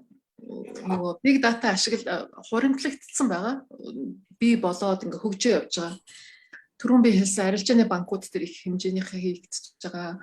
Одоо татврын ерөнхий газар, тэгэл нийгмийн даатгалын газар, эрүүл мэндийн даатгалын газар, нөөтийн газар энэ төр гэдэг аюул олон тийм одоо их хөгжлөд хуримтлагдаж байгаа. Тэрийг шууд ингээ хэрэглэхээр бид нар бол нөгөө 3 асуудал байгаа. Нэгдүгüүрт нь болохоор нөгөө датагны одоо аюулгүй байдал, хувь хүний нууцлал тэр чинь зөвхөн хувь хүний нууцлал биш, тэр салбарын энэ тэр бизнесийн аюул том бизнесийн нууц зовх байхгүй. Хэрвээ бид нар энийг л хангаж чадахгүй, энийг л хийж чадахгүй байвал нөгөө энэ бүх систем чинь уурах байхгүй. Хинч нөгөө нөтийн баримт QR кодтой юм уншуулж тэрлүү ингээ бизнесийн нууцад тийшээ улс руу ингээл өгч идэг тийм бизнесүүд тэрнээс татгалцсан. Тэгэхээр нөгөө энэ хуулийн чинь энийг хийх гэжсэн тэр олон жилийн хөрөнгө оруулалт, мөнгө, хүч зүтгэл тэрний талаар болох байхгүй. Тийм учраас бол хэрвээ энэ нууцлыг хангаж чадахгүй л төвшөнд байгаа гэвэл энийг бол бас хэрэглэхэд арай эрт байна л гэж үзэж байгаа. Зүгээр судлаач би сая ийшээ орж үзлээ л дээ. Тэгээд датаны хүн болгоно л мэдээж их хөгжлийг олж аваад тэрэн дээр сайхан судалгаа хийгээл айгуу сайхан тэг харуулмаар л байгаа л да. Гэхдээ нэгдүгээр энд айгуу чухал асуудал юм байдаг гэдгийг дөнгөсөө өөрийн биеэр хийсэн хүний хувьд л хэлж байгаа. Хоёрдугаарт нь бол ямар асуудал байна вэ гэхээр нөгөө техникийн боломж айгуу хэцүү юм байлээ. Хүн болгонд тийм супер компьютер айгуу хэцүү. Тэр их дата тэр чинь асар үнэтэй, тэр сүлжээ, тэр хуурд энэ тэр чинь бүр супер компьютерууд байж ижил хийх юм байлээ л дээ. Тэгээд аюу хэцүү юм байлаа. Тэрийг бид нар өөрсдөө бол хийж чадахгүй. Тэгээд тэрийг бол импортоор худалдаж авах болно. Хин тэрийг худалдаж авчихгүй гэдэг бол асарлаа. Засгийн газар авч болох байх л та. Тийм. За хоёр дахь шийдчихлээ гэж үтэй. Гурав дахь хамгийн том асуудал бол хүний нөөцийн асуудал. Хүний яг энийг хийдэг эрдэм чадaltaй тоон одоо data scientist-уудад бид нар бэлдээгүй байгаа. Тэд нар айгу ховор бэлдсэн гадаадд ажиллаж амьдарч байгаа. Тэд нар айгу сайн өндөр цалинтай. Манай бүр Монгол улсын их сургууль шүтээсэн бэлдсэн IT-ийн хүмүүс бол Японд ажиллаад, Америк, Англид ажиллаад ингэ явж байна. Тэгээ бусад улсын том дата дээр, бусад компаниудын засгийн газрын дата, улсын байгууллагын дата дээр сайхан ажиллаад яг Монголда тэр хүмүүс нь бол байхгүй байна. Яг тэгэхээр энэ салбар тодорхой хэмжээний цалинг өгч чадаагүй учраас нөгөө brain drain гэж ярьдаг. Тархины одоо дөрвөлт явагдаад нөгөө чаддаг хүмүүс нь гадагшаа гарцсан. Тэгээ энд чаддаг хүмүүс нь ховор байгаа учраас тэгээд чаддаг хүмүүс нь ховор байгаад data security буюу хувь хүний бизнесийн бас засгийн газрын тийм ээ аюулгүй байдал яриа шүү дээ. Үндэсний аюулгүй байдал тэрний юм ингээд алдагдчихвал дэмий байхаа л гэж бодож байгаа. Тэгэхээр энэ гурван асуудлыг сайн шийдэж байгаа л ийшээ оруулах зүгээр юм байна. Маралмагаас отод төгс багшаас асуулт байна. Уул уурхайгаас хамааралтай эдийн засгт манай орны хувьд economic diversity буюу эдийн засгийн төрөлжлөлийн асуудал анхаарлын төв байдаг. Эдийн засгийн төрөлжүүлэх нэг гол салбар нь хөдөө аж ахуйн салбар. Хөдөө аж ахуйн салбарын ажил хүчин насны бүтэцээр задлаад харахад залуу ажиллах хүчин буурч байгаа харагддаг. 20-30 жилийн дараа энэ салбарын механизмыг доктортой ажиллаж байхын тулд бид юунд анхаарах ёстой гэж та үзэж байна гэж. За би энэ асуултанд аягүй сайн хариулж чадахгүй байхаа. Лагш минь эдийн засаг яг аягүй сайн diversification хийдэг учраас судалдаг учраас хариулах байхаа гэж бодож байна. Тэгээд лагш минь хариулчихвал. За тэгээд би хариулчих. За хөдөө аж ахуйн салбар маань бол мэдээж Монгол улсын хувьд бол нэлийн бараг томоохон салбаруудын нэгт ордог байгаа. Харамсалтай нь бид нар бол өнөөдөр бол энэ хөдөө аж ахуйн салбарт үйл ажиллагаа явуулж байгаа компаниудыгаа бол дэмжиж чадахгүй байгаа. Нэгт хамгийн том одоо ер нь хөдөө аж ахуйн салбарт тулгамж байгаа асуудал бол хамгийн түрүүнд мэдээж хүний нөөц байгаа. Яг хэлсэн. Хоёрт бол энэ санхүүжилтийн асуудал байгаад байдаг. Яг бол энэ хөдөө аж ахуйн салбар нь бол эргээгээд айгүйх улирлын шин чанартай байдаг байгаа. Ягаад гэвэл эргээгээд одоо юу гэдгийг хөдөө аж ахуй дотроо бол мэдээж бас бид нар мал аж ахуй энэ төр гэдэг айгүй өргөн үрээгээр ингээ харж штэ тий. Газар тариалан за дээрэс нь одоо мал аж ахуй энэ төр гэдэг ингээд аваад үзэхээр ихэнхдээ яадаг гэхээр энэ бол маш их хэмжээний улирлын юм шин чанартай байдаг байгаа. Та бүхэн бас мэдж байгаа ихэнхдээ бол одоо юу гэдгийг намар одоо 9 сард бол бид нар бол мал бас тодорхой хэмжээгээр одоо нэлийн тарган байхын тарга суудсан багт нь бол ингэж ядалдаг байгаа. 9 сараас бол ядалж эхлээд 12 сар хүртэл одоо нядлаад 12 сараас хойш бол нядалтгүй зогсоочдөг байгаа. За тэгээд бол бас яг ихэнхдээ одоо нөөцийн мах энэ төр гэдэг ингээд гарч ирдэг. За нөгөө талаасаа бас яг ингээд энэ хөдөө аж ахуйн салбарыг харахаар одоо ноолуурын салбарыг харахад бол ноолуур нь бол нэг гарцсан нь бол 3-аас 1 6 сар хүртэл байдаг байгаа. Ноос нь бол ер нь бол нэг 6 сартаа за нэг 7 сарын дунд хүртэл гардгийг. Тэгэхээр энэ юу харагдаад байна гэхээр энэ салбарт үйл ажиллагаа явуулж байгаа аж ахуйн нэгжүүд маань бол одоо тэр богино хугацаанд одоо юу гэдгийг ноос авлаа гэхэд 6 сараас гарцсан одоо 6 сараас 7 сарын дунд хүртэл бүтэн жилийнхаа үйл ажиллагаа явуулах бүх түүхийд худалдаж авах шаардлагатай байдаг болохоор энэ нэг талаасаа маш их хэмжээний одоо юу гэдгийг эргэлтийн өргөн шаардлагатай байдаг. За ноолуурын салбарч мөн адил. За тэгэхээр энэ эргээгээд бас яг тодорхой хэмжээгээр төр засгийн зүгээс бол хөнгөлөлттэй зээлээр ингэж дэмждэг. Дэмжин гэчээд бас нэлээд удаж энэ санхүүжилтийн гаргадахтай холбоотой бас энэ салбар нь бол нэлээд тийм томоохон сорилтуудтай тулгардаг байгаа. За махтай ч гэсэн холбоотой одоо юу гэдгийг экспортыг аваад үзэхэд сүүлийн жилүүдэд бол одоо махны экспорт бол нэлээд өсөж байгаа. За ялангуяа одоо бүгдний амьд хятад ард улс руу одоо дулааны аргаар боловсруулах махыг боловсруулах энэ эрх нь бас олгогдсноор бол одоо сүүлийн жилүүдэд нэмэгдэж байгаа. Гэхдээ бас яг энийг ингээ харахаар бас эргээгээд бас жоохон хүндрэлтэй асуудлууд нь юу агаад байдаг гэхээр одоо юу гэдгийг хятадаас бас тодорхой хэмжээгээр одоо өөрсдийнх нь мэргэжлийн хяналтын нэрээд Монголын мэргэжлийн хяналттай хамтраад одоо энэ тусгай зөвшөөрлийг олгодог. Энэ зөвшөөрлөл нь олгох гэж бас яг бараг жил гаруй болдог. Тэгэхээр бас яг дахиад махаа бараг бүтэн жилийнхаа нөөцийг одоо үйл ажиллагаа явуулах те бүтээгдэхүүн үйлдвэрлэх тэр түүхий идэ бүтэн жилийнхээ бол худалдаж авах тодорхой богино хугацаанд худалдаж авах шаардлагатай байдаг байгаа. Тэгэхээр энэ дээр бол ер нь бол хамгийн түрүүнд бол урт хугацааны санхүүжилт ялангуяа хөнгөлөлттэй зээлүүд нэгт бол энэ хөдөө аж ахуйн салбараа хөгжүүлэхэд бол шаардлагатай. Хоёрт бол ихэнхдээ бол төр засгийн зүгээс нэг жилийн хугацаатай тэгээд нэг юутай хөнгөлөлттэй зээл өгдөг байгаа. Тэгэхээр бас дээрэс нь тэгэхээр энийг нь бол урт хугацаатай аль болох одоо 3-5 жил ч гэх юм уу те тодорхой хэмжээгээр ийм санхүүжилтийн механизмууд шаардлагатай байгаа. За хөрөнгө оруулалтын орчин нь бол бас маш чухал байгаа. Ялангуяа хөдөө аж ахуйн салбарт хөрөнгө оруулалтыг бас сүүлийн үед тоог нь харахад бол сүүлийн үед бол маш буурсан байна лээ. Ер нь анхнаасаа ч бас нэг өндөр байгаагүй. Гэхдээ сүүлийн 2-3 жилийн хувьд бол нэлээд буурсан баг 50-60% буурсан ийм үзүүлэлт гарсан байгаа. Тэгэхээр үүнтэй холбоотой тодорхой хэмжээгээр бас энэ хөрөнгө оруулалтын орчныг бол таатай болгож өгөх хэрэгтэй байгаа даа. Тэгжээж бас яг хүмүүстэй энэ одоо салбарт үйл ажиллагаа явуулж байгаа хүмүүстэй бас яг өрсөлдөх чадахгүй тийм хэмжээний цалин мөнгө өгөх боломжтой болчихж байгаа юм л да. Одоо улирлын чанартай тэр хүмүүсээ ажилуулах биш, бүтэн одоо юу гэдгийг 12 сараар нь те жилээр нь ажилуулах юм гэрээнүүд хийх боломжтой болно. Тэгжээж бас яг хүний нөөцөө хөгжүүлэх нь их чухал юм болов уу гэж харж байна. Ер нь бол хүний нөөцийн асуудал бол манай Монгол улсын хувьд бол бүх салбарт хамгийн номер 1 тулгымцсан асуудал бол хүний нөөц л байгаа шүү. Энийг л бас яг анхаарах нь их чухал байгаа гэж бодож байгаа. За баярлалаа. За баярлалаа. За та бүхэн бас цаашдаа сонирхол 3 илтгэгчийн маань